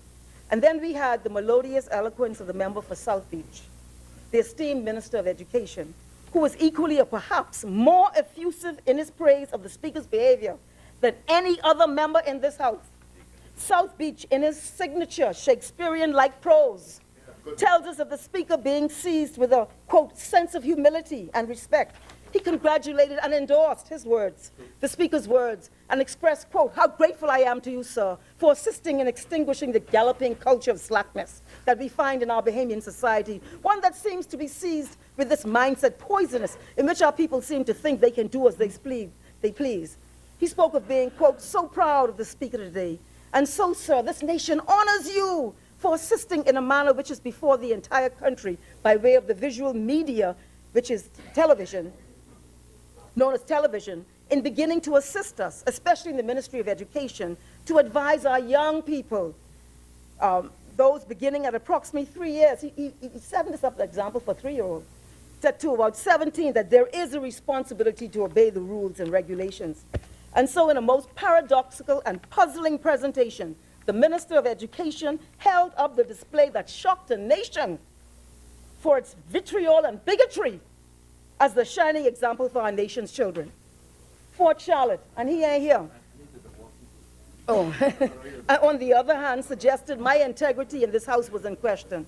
And you know, if Fort Charlotte said, if you leave it to him, he'd have kept me out for 5 years. So, you know, this is interesting. Now, Mr. Speaker, being one of the few female members of this House, I was gravely disappointed. However, and in fact, grossly shocked with the involvement of women in this Parliament. I'm going to read quickly because my time is running out, and I will get to Kalani. They all seem to have a recurring theme, which sought to foist upon this member, and as an equal member of this House, a relationship with the Speaker, according to them, analogous to a father and a child, a husband and a submissive wife, and even a grandfather I heard somewhere down the road there. And very disturbingly, at least 2 members, female members, Foxhill and Michael, alluded to violent chastisement within the course of their presentation to create analogies of how this member should be dealt with by the Speaker. Michael, and I don't want to go through it, you saw what she said about bust down and punch in your mouth and manhandled and, you know, so we've been over that, but Foxhill speaks about an occasion when she did not show respect for an elder. She said, I did not know where the belt came from. I just remember when it hit me. And Mr. Speaker, that perhaps began my athletic career because I ran. But that's how villagers deal with no manners. And they often told us, if we don't listen, you will certainly feel. And of course, West Grand Bahama and Bimini, you know, they're absent, they're here, but they're absent, very interesting. And she told the Speaker that his robe was so beautiful on him.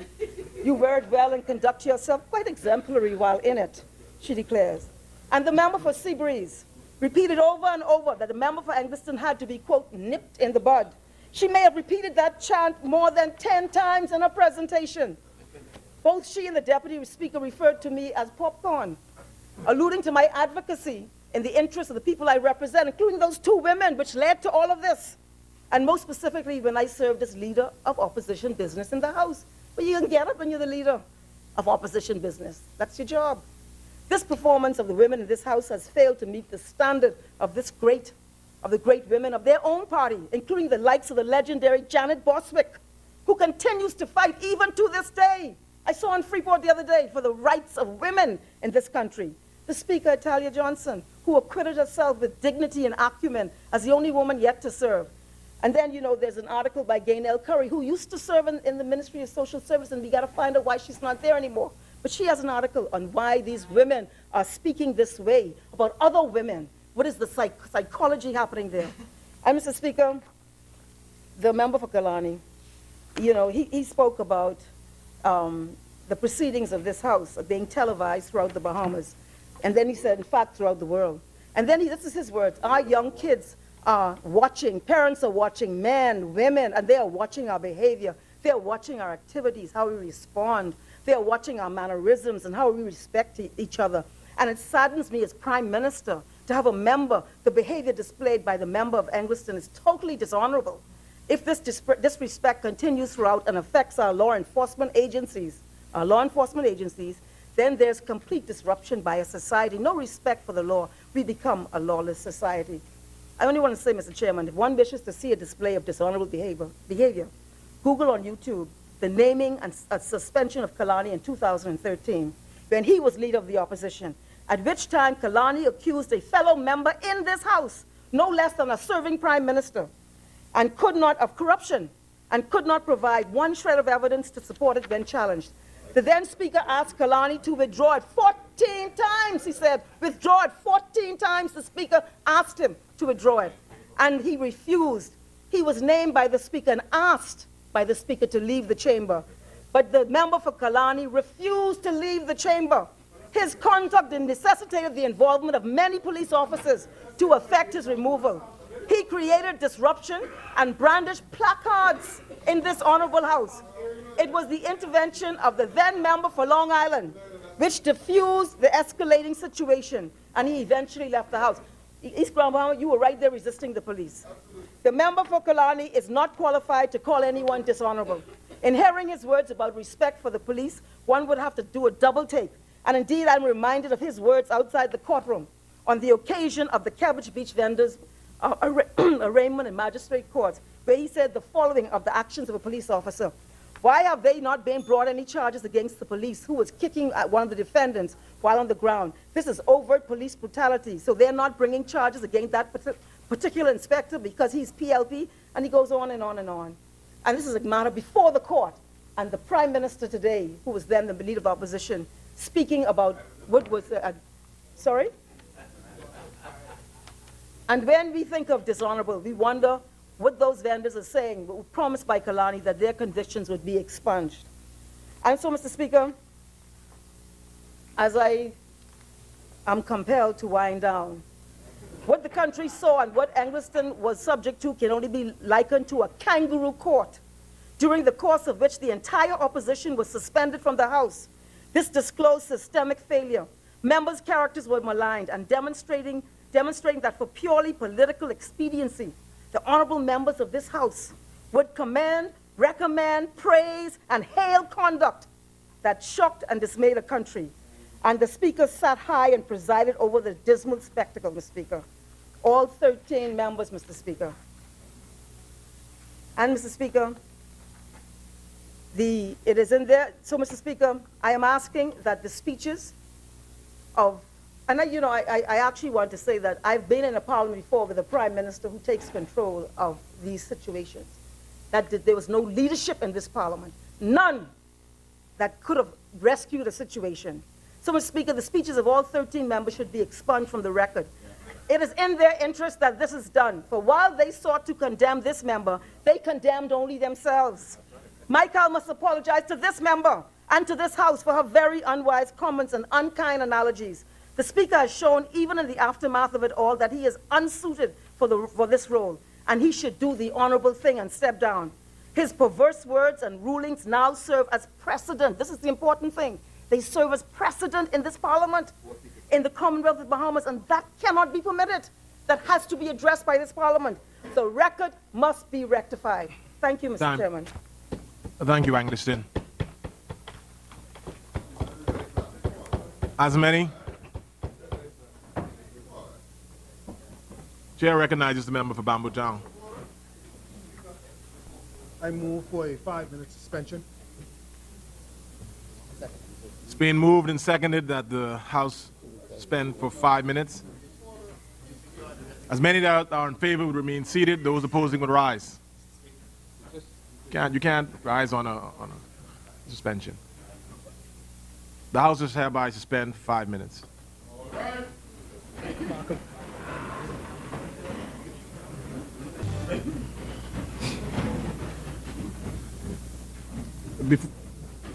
Before we proceed, the member for Angliston, I think you were at the table. Order that the documents do be brought up. Thank you. Order that the documents do lie on the table. As many. The chair recognizes the member for Bamboo Town. The chair recognizes the member for Bamboo Town. Yes, Mr. Deputy, but I had to know. The chair recognizes, the chair will recognize the member for Bamboo Town. Can you please? Mr. Speaker.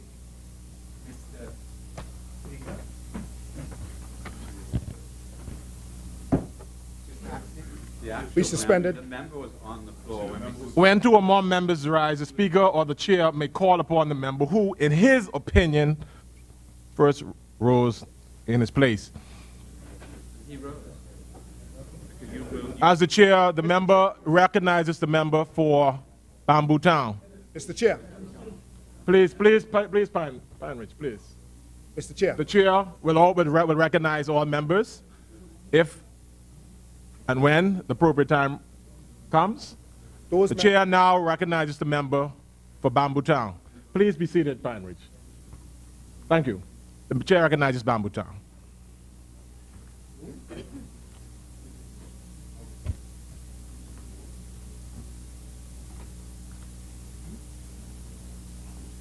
Lord of life, King of creation, from eternity to eternity, you alone are God, and you are good. You do all things well, and I thank you. I hadn't intended to start with all of that, but I thought it was instructive so I can center myself. Mr. Deputy Speaker, Mr. Chair, I rise on behalf of the good people of Bamboo Town who saw fit to send me to this place for a second time. I came in under one banner, and they sent me in here under another. Mr. Deputy Speaker, I beg leave to move the following amendment to the resolution. After the first words, whereas, delete all the words that follow, and I want you to substitute the following. The Member of Parliament for Nassau Village, the Honorable Halson Moultrie, has since his election as the 54th Speaker of this Honorable House on the 24th of May 2017, restored the honor, dignity, and respect due to the high office of Speaker of this Honorable House. And whereas the Honorable Mr. Speaker, in the conduct of the business of this Honorable House over the past 8.5 months has consistently displayed fairness, judicious deliberation, even-handedness, and a firm determination to uphold the high standards of conduct and decorum on the part of each honorable member of this House without regard as to which side of the House the member supports. And whereas in the determination of every dispute referred to him for the decision, he has interpreted the rules of the House generously and in a manner consistent with the historic rights and privileges of members of the House, having due regard to the rights of the minority party to the principles of natural justice and democratic values.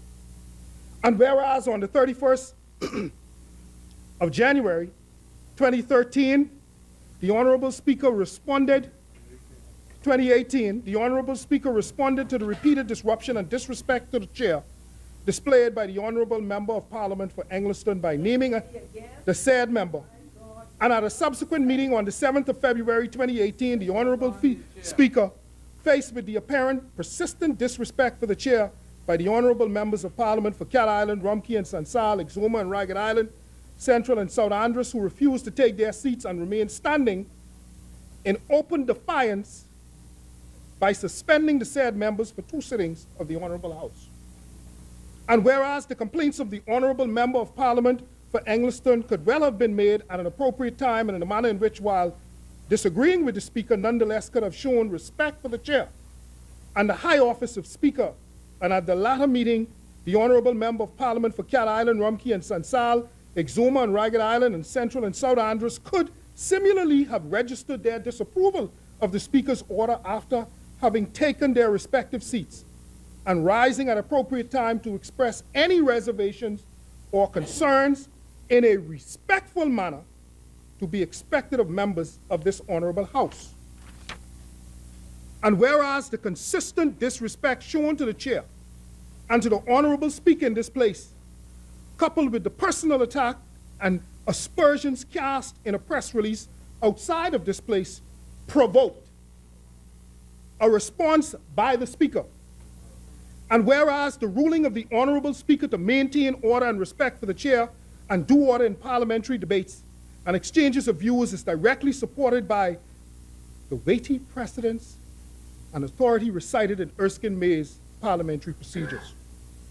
And recalling that members of the opposite side displayed flagrant disregard for the rules of the House and the ruling made by the honorable speaker in an unparliamentary display of arguing and constantly interrupting the speaker on the one hand, and standing in open defiance of the speaker's ruling on the other hand, contrary to the rules of the House and established parliamentary practice, and thereby sought to disrupt the House when they could not dissuade, to distract when they could not dictate, and to distort the record of the proceedings of the House when they could not defend their own record. Now be it therefore resolved that this House has confidence in the Speaker, the Honorable Halson Moultrie, and that he, after this debate, be invited to resume his chair. Mr. Speaker, Mr. Deputy Speaker, Mr. Chair, it is momentous and noteworthy that on this day, there are two things I want us to recognize. Firstly, today is Ash Wednesday, which signals the beginning of the 40-day period of the Church's sacred calendar, where we recognize God, the ultimate authority who exists in unlimited time and unlimited space. He says, from eternity to eternity, I am God. God entered our four-dimensional world of limited time and limited space to reassert his authority. We acknowledge that in this place. Every time we meet, we pray the Lord's Prayer saying, your will be done in earth, limited time and space, as it is done in heaven, limitless time and limitless space. Second, Mr. Deputy Chair, Mr. Deputy Speaker, today is Valentine's Day, and we recognize that most powerful of entities, love. Love that drives our positive energies and emotions. And Mr. Chair, Mr. Deputy, I believe all of us are driven by that one entity in what we do in this place. I believe, Mr. Chair, that all of us here in politics have an abiding love for the Bahamian people and their well-being. Mr. Chair, I firmly believe that. So, Mr. Chair, understanding all of this, Christ's assertion of his authority and love in this world, in regards to this motion and coming vote, I want to ask three questions. The first, how did we get here? What is the results of us being here? And more importantly, how do we get from here? Mr. Deputy Chair, Mr. Chair, Deputy Speaker, I would say it started with a flippant and flagrant disregard and disrespect for the established authority in this honorable House. I would say that.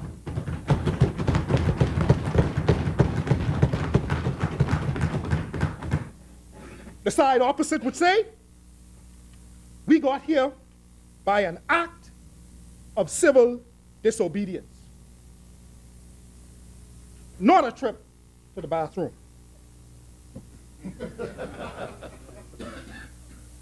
In fact, according to the chairman of the side opposite, the chairman of the PLP, the act of civil disobedience in this parliament was planned.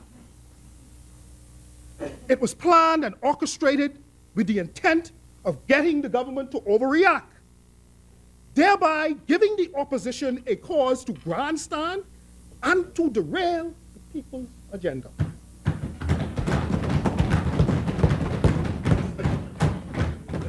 Mr. Deputy Speaker, Mr. Chair, I want to quote from their chairman in this one instance. We can take their chairman's advice. You know, last night he gave some other advice. We ain't gonna take that in one press release. But we can take this advice. So I want to quote from the opposition's chairman. What happened this morning was a classic case. House of Assembly, I want to start over because I want you to hear me, and I want the Bahamian people to hear me. I want you to listen to the quote that I've adopted that came from their chairman. What has happened this morning was a classic case of civil disobedience at its best, because the authority of the country has been provoked to do something stupid. ... But I say it is a classic civil rights experience, civil disobedience experience. And you will know that in the days of Martin Luther King Jr. and in the days of Mahatma Gandhi, the whole point of civil disobedience is to use non-violent methods to provoke the authority to do something which is extreme, to overplay their hand, and thus prick the moral conscience of the nation at large. And so this minority PLP that they so despise was able to knock them completely off their track today. Their legislative agenda is now knocked off track, and they are spending time on something which they could have dealt with easily.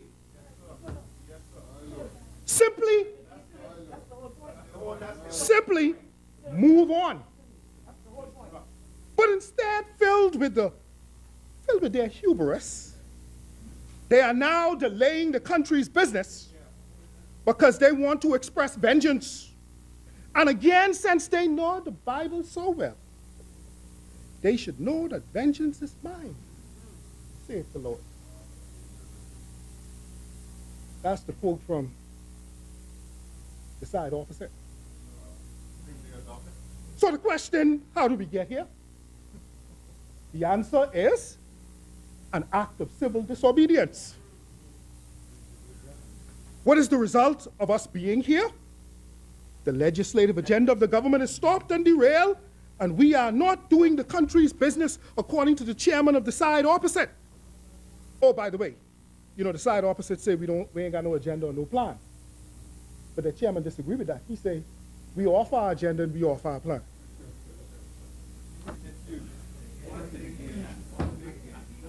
They say it's derailed.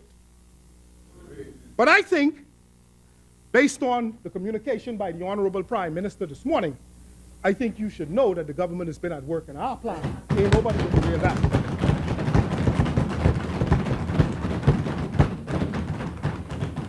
So, Mr. Deputy Speaker, Mr. Chair, last question is, how do we get from here? Their Honorable Chairman gave us the answer too. He says, oh, it is easy. All we got to do is move on. And vengeance is mine, saith the Lord. So we have in the actions of the members of the opposition an act of civil disobedience, which challenges, they would say, provoke the authority, the Speaker, who reacts, they would say he overreacted. The result is, according to them, the people's business isn't being done. But Mr. Deputy Speaker, Mr. Chair, they say it's easily fixed, and today we're going to fix that. Mr. Deputy Chair, given all that has been said so far, why should we endure this one more day? One more house sitting, spinning around on this hamster wheel. You know, my Christian grandma would say, the devil is a liar, and the truth is not in him. Mr. Chair, we will not endure this one more day. We on this side will address this issue with a vote of confidence in the Speaker. We are going to move on. We are going to end this sad saga today. We are going to go back to the people's business in the people's house. Mr. Chair, we are going to take the advice from the chairman of the side opposite.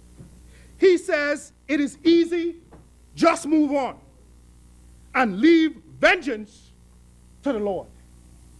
House of Assembly, I want you to go with me. I want you to say it with me. What did he say? It is easy. Just move on. Vengeance is, say it. Can you speak to the chair, please? With that, Mr. Deputy Chair, I will say, as the lawyers say in court, I rest my case. As many as there, seconder, the chair recognizes the member for Pinewood. Very good. Mr. Deputy. I rise by the grace of God for the good of Pinewood and our Commonwealth of the Bahamas. Mr. Deputy, I am on my feet to second and support this motion for the greater good and the expediency of the Bahamian people, for truth and democracy. Mr. Deputy Speaker, I am fortunate to speak early on this matter and to set the tone for and on behalf of the supreme boss of this House, the Bahamian people. Not self, not party. Mr. Deputy, notwithstanding and acknowledging the hand of God, it is the Bahamian people, our bosses, that place us in this place and not we ourselves. We are here to do their good work, and we all serve at the pleasure of the Bahamian people in this place. Mr. Deputy, I've seen caricatures presented in this place of cartoons as public opinion. But the Bahamian people, our bosses, are not pleased nor fooled and will not allow this to stand any longer. And I must say to all of us, we all will be judged on a scheduled day by the Bahamian people on the words, and our deeds in this place. Mr. Deputy, our boss is saying to us all, get back to work and waste not another day to the disadvantage of our Commonwealth. Our bosses have reviewed our files and have concluded that the matters leading up to this debate falls far short of the prime directive, which is selfless service in the public interest. It falls far short of that, Mr. Deputy. Our bosses, the Bahamian people, in encouraging us, reminds us all of the maxim of equity. Those who come to equity must come with clean hands. Those who seek equity must be equitable.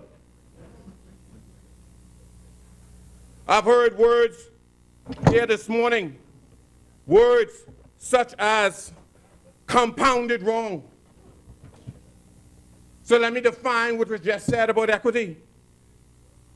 As an example, could you imagine, Mr. Deputy,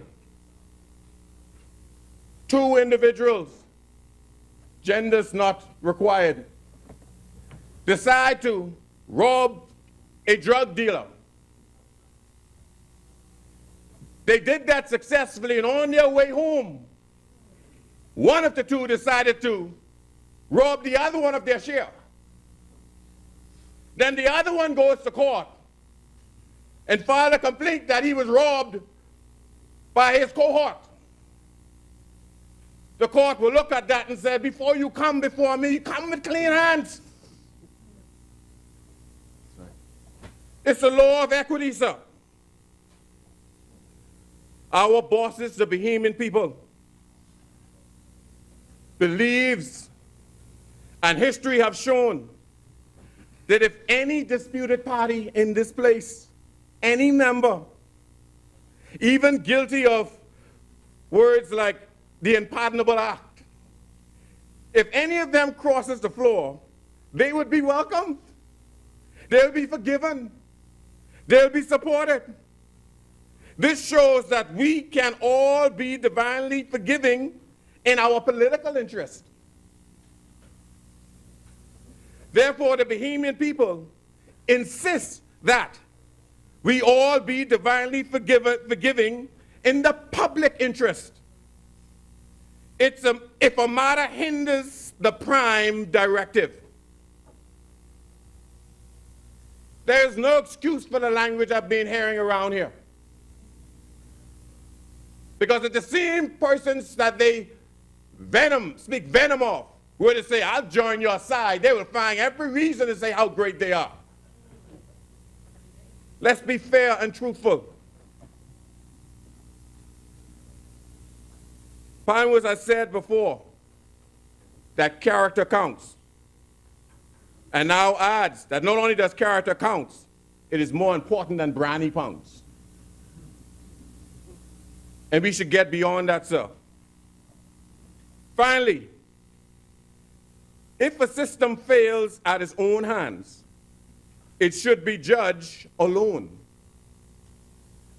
But if other hands and factors are at play, then all hands must be judged. And if all hands must be partakers in a judgment, wisdom says, as to the judgment seat, don't go there. Mr. Deputy, as lawmakers, we all must show respect for the very law and order we prescribe to others. Always remembering that we are of the people, and I pray every day for the people. We're not better than the people.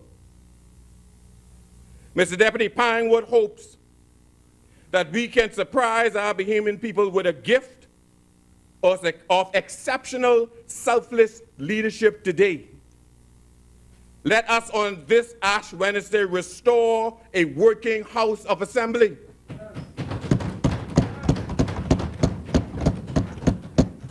Pinewood is not encouraging anyone to join its view or its vote for the Speaker. However, Pinewood is discouraging unnecessary degradation of the people's business and waste of their productive time in this place anymore. No. Let's show our bosses, the Bahamian people, better than we can tell them. Show self-respect and that of others. Fight battles you could win, and above all, work for the public good. Pinewood will not waste the productive time of the Bahamian people with a long discourse, and encourage the same from as many on this matter. We must get to the matter ASAP that are transformational and transformative to the life, lifestyle, and livelihood of my Bahamian people. None of us is above the Bahamian people. The good of the people of the Commonwealth of the Bahamas is paramount. I support this motion, and I support having this House end with the good news that began this House, the work of the government for the lifestyle and the embedment of the Bahamian people. So Pinewood rest on that matter and encourage all of us as we second this motion. And encourage all of us to move on, not in self-interest, but in the interest of the people. Pinewood seconds, sir, this motion. Pinewood, for the record, Pinewood seconds the amended resolution. Pinewood seconds the amended. Pinewood seconds the amended motion. Obliged. As many. As amended. The chair recognizes the member for Pine Ridge.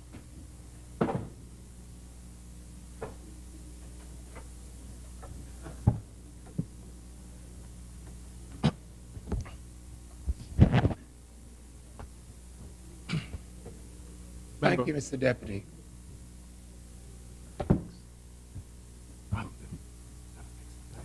And thank you, colleagues, for permitting me this opportunity to speak, Mr. Deputy. 1 second.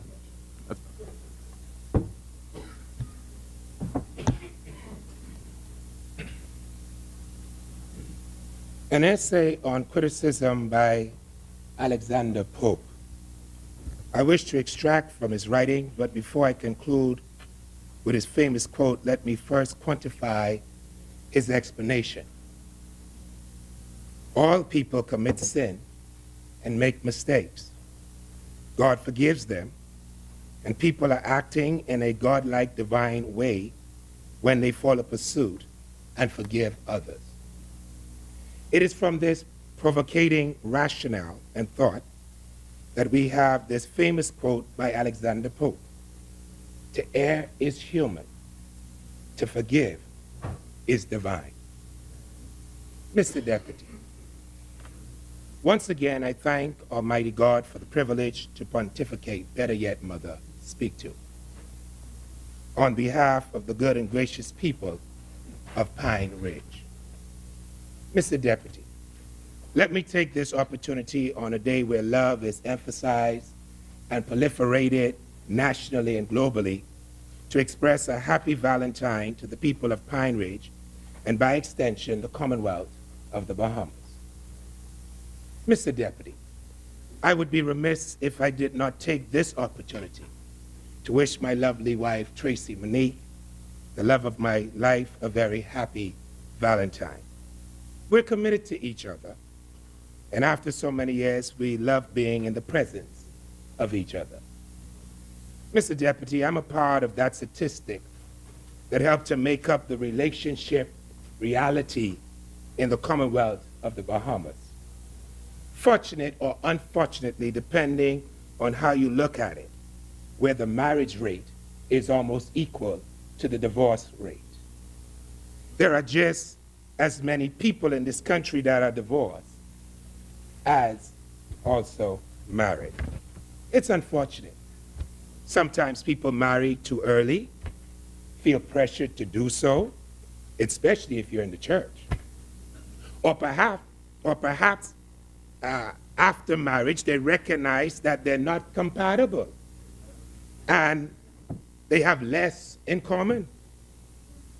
They were simply in lust and not in love. And then you have a lot of people who are married by paper and ring, but behind closed doors, they live divorced lives.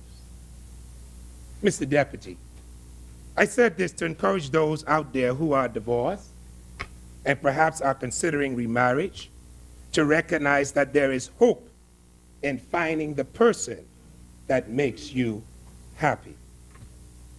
Mr. Deputy, despite me being a divorcee and remarried, Tracy Monique, whom I have a son with, makes me happy, and the evidence is seen in my demeanor and comfort in my daily life.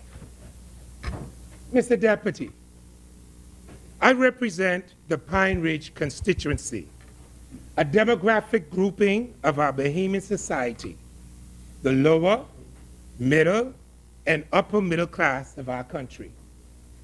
Therefore, knowing that they are not the upper echelons of our society, I avoid speaking to them by way of parable and diplomacy. My people whom I represent can be found in the cross-section of the majority of constituencies represented in this place. Mr. Deputy, I have a responsibility to speak to my constituents, not at them, not below them, not above them, but to them, so that by the time as I'm through speaking in and out of this place, there's no ambiguity or question about what I may or may not have said. Mr. Deputy, this has not been the best 2 weeks in and out of this place, and it is unpropitious that history will recall when it's said and done. This was not the best 2 weeks, and I'm referring to all of us. It's not been the best 2 weeks for the Speaker, the members of the governing party, and the opposition.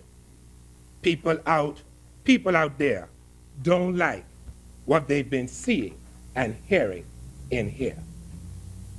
Mr. Deputy, my profession and vocation was birthed from evangelism. An evangelist from the context of the church is often referred to as the messenger. Sir, I've always been operating in this place as the people's messenger, and I'm often ostracized for bringing the message because perhaps it's because of who the messenger is. It's high time that we stop trying to assassinate the messenger and start listening to the message from the people who sent us here in the first place. Mr. Deputy, we're here debating the occurrence of the last 2 weeks. But sir, this reality, this really isn't about the last 2 weeks. This has more to do with the last 25 years. The Bahamian people have become fatigued and or tired of politicians and the way business have been conducted in and out of this place in the name of the people. When this high drama took place on the 7th of February, 2018, I was not in the precinct. I did not attend, but I watched attentively, and I too, like many Bahamians, became frustrated by my observations. How can an establishment that is to be so nationally high bring us to an all-time low? How does a place with supposedly honorable men and women display such dishonorable conduct? Mr. Deputy, the message the people are conveying is that they've seen this movie before. The cast might presently be different, but the plot, scenery, and performance are very vivid and familiar.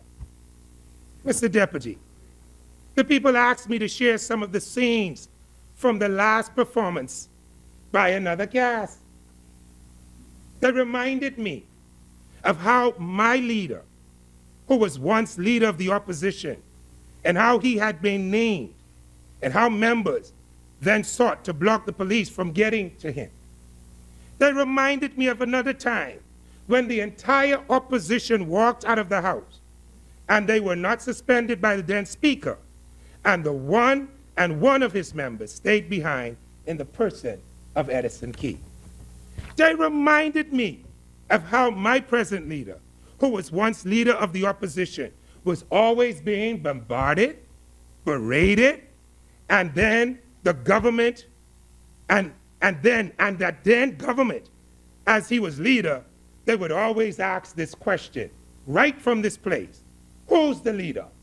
The man or the woman? Does it sound familiar? They reminded me how the then government would stick their chests out, bang on the desk, laugh at the opposition, and would always remind them, we have the numbers. Mr. Deputy, the Bahamian people were watching this movie from 2012 to 2017. It's now 2018, and the script is familiar. This is why the people are saying, same movie, different cast. Mr. Deputy, all of us in this honorable place know how that movie ended. That in and of itself should cause us, this government, to write an entirely different script. Let me ask another question, just to add to this movie. What are they saying about the opposition now that they didn't say about us 4.5 years ago? Things that make you go, And who's the government? The people of the Bahamas wish for us to elevate our speech and behavior in this place. They want maturity and consciousness from their representatives. A message from the people of Pine Ridge, by extension Grand Bahama and the Bahamas. The people are mad with the present opposition. That's why they are presently in opposition. Mr. Deputy. Bamboo Chang. Mr. Deputy Chair, we are at the 1 o'clock hour, and I'd like to move a motion that we continue beyond 1 to give the member an opportunity to finish his contribution. It's been moved and seconded that the business of this House continue beyond 1 o'clock. As many members are in favor, remain seated. Those opposing will rise. It's carried. The business of the House will carry on beyond 1 o'clock. Thank you, Mr. Government Leader. Thank you, House members. And I think I need to repeat that. Mr. Deputy, the message from the people of Pine Ridge, by extension Grand Bahama, the Bahamas, the people are mad with the present opposition. That's why they are presently in opposition. Mr. Deputy, while they are mad with the present opposition, resulting in them being where they are, the people of the Bahamas, supporters included, of our government, are highly disappointed in our performance or the lack thereof. Mr. Deputy, the revelation about this whole situation is they are no longer, please do not take my words out of context. The revelation about this whole situation is they are no longer as mad with the opposition as they are highly disappointed in us as a government. So you know what I'm saying? They're mad with them, but they're not as mad. And they're still waiting on us. Mr. Deputy, before my colleagues chew me to pieces for giving the message that is being permeated out there, beating me up for the truth, privately and publicly, does not change the perception or reality of what I'm saying. Member for Pine Ridge, speaking to the chair. Yes, sir, that's why I'm addressing you. Yes, to the chair. You say, Mr. Deputy, I just have a habit. I'm a preacher. I got to look around. Speak to the chair. You see, Mr. Deputy, the former Prime Minister, Hubert A. Ingram, used to say from this place, make laws you can live with when you are no longer in this place. Mr. Deputy, for me, my Christianity does not stop at the bar when I bow to the chair. My Christianity is a lifestyle. When I am no longer in this place, I want to be able to preach in any island and in any pulpit in this country, if I'm so moved to do so. So I must maintain my credibility and spiritual integrity while in this place. Too many come to this place believing life begins and ends in this place, and probably for some it does. Well, let me remind you, if you don't believe me, just in case you may have forgotten, which I don't think you have, the Bahamian people put us in, and the Bahamian people are the ones who will take us out. Mr. Deputy, through you, sir, let me take a moment to encourage my colleague from MyCal and the fellow pulpitarian. The member made a comment that offended many in this country. Yet before the sun went down, the member took an introspective view of the statement and deemed it necessary to apologize to the Bahamian people. I can only pray that they would graciously forgive the member, as the member was gracious in admitting no ill was meant towards the women and the people of our society. The member was magnanimous for doing so and ought to be commended and not castigated for the regret. Mr. Deputy, the Speaker has the arduous task of maintaining law and order in this chamber. Every member in this place looked to the Speaker for protection while in this place. Mr. Speaker is expected to be impartial despite his partisan politics. Like most of us, the Speaker is a product of on-the-job training. Notwithstanding, the Speaker is the highest authority in this august body. Therefore, he's held to a higher standard. This is why I couldn't be Speaker or Deputy. I'm too much of a fighter for that. I'd rather be in the fight for the people rather than parting the fight for the people. It is what it is. Mr. Deputy, in this place, we all have responsibility to respect the chair. Moreover, when the chair feels disrespected, the chair must maintain a certain decorum. It's not always easy doing so, especially when you're dealing with different personalities, ideologies, and know-it-alls.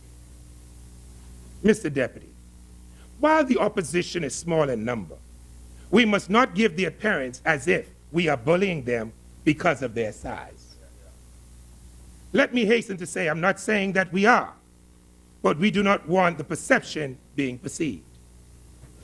Mr. Deputy, the opposition also has a responsibility to respect the rules and the chair. They too, that is the opposition, must recognize the position they hold today is the result of their immediate past performance. They would not want their supporters and Joe Public to believe that they're steeped in arrogance.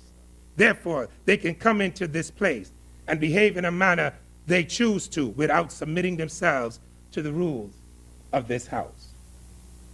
Mr. Deputy, as I said earlier, this has not been the best 2 weeks for the House and its members.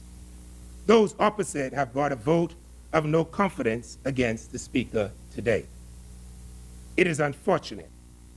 We all got some mud on us in this last 2 weeks, and I, of course, especially today. Yet two wrongs never make it right. There needs to be today a spirit of reconciliation and forgiveness for things said on both sides.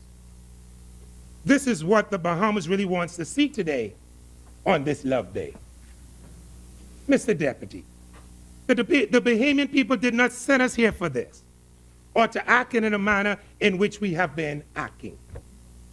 The public expects more from us and of us. They want more of the people's business done in this parliament. Might I add, they want legislation coming out of this place that will improve their welfare, well-being, safety, environment, and regional jurisdiction. Mr. Deputy, through you, sir, members of the opposition, I understand what you're going, I understand what you're doing, and you have every parliamentary right to do so. I am sorry we had to come to this juncture. On behalf of the people of Pine Ridge, we are sorry for any ill will and offense you may have felt during these past 2 weeks, personal or otherwise.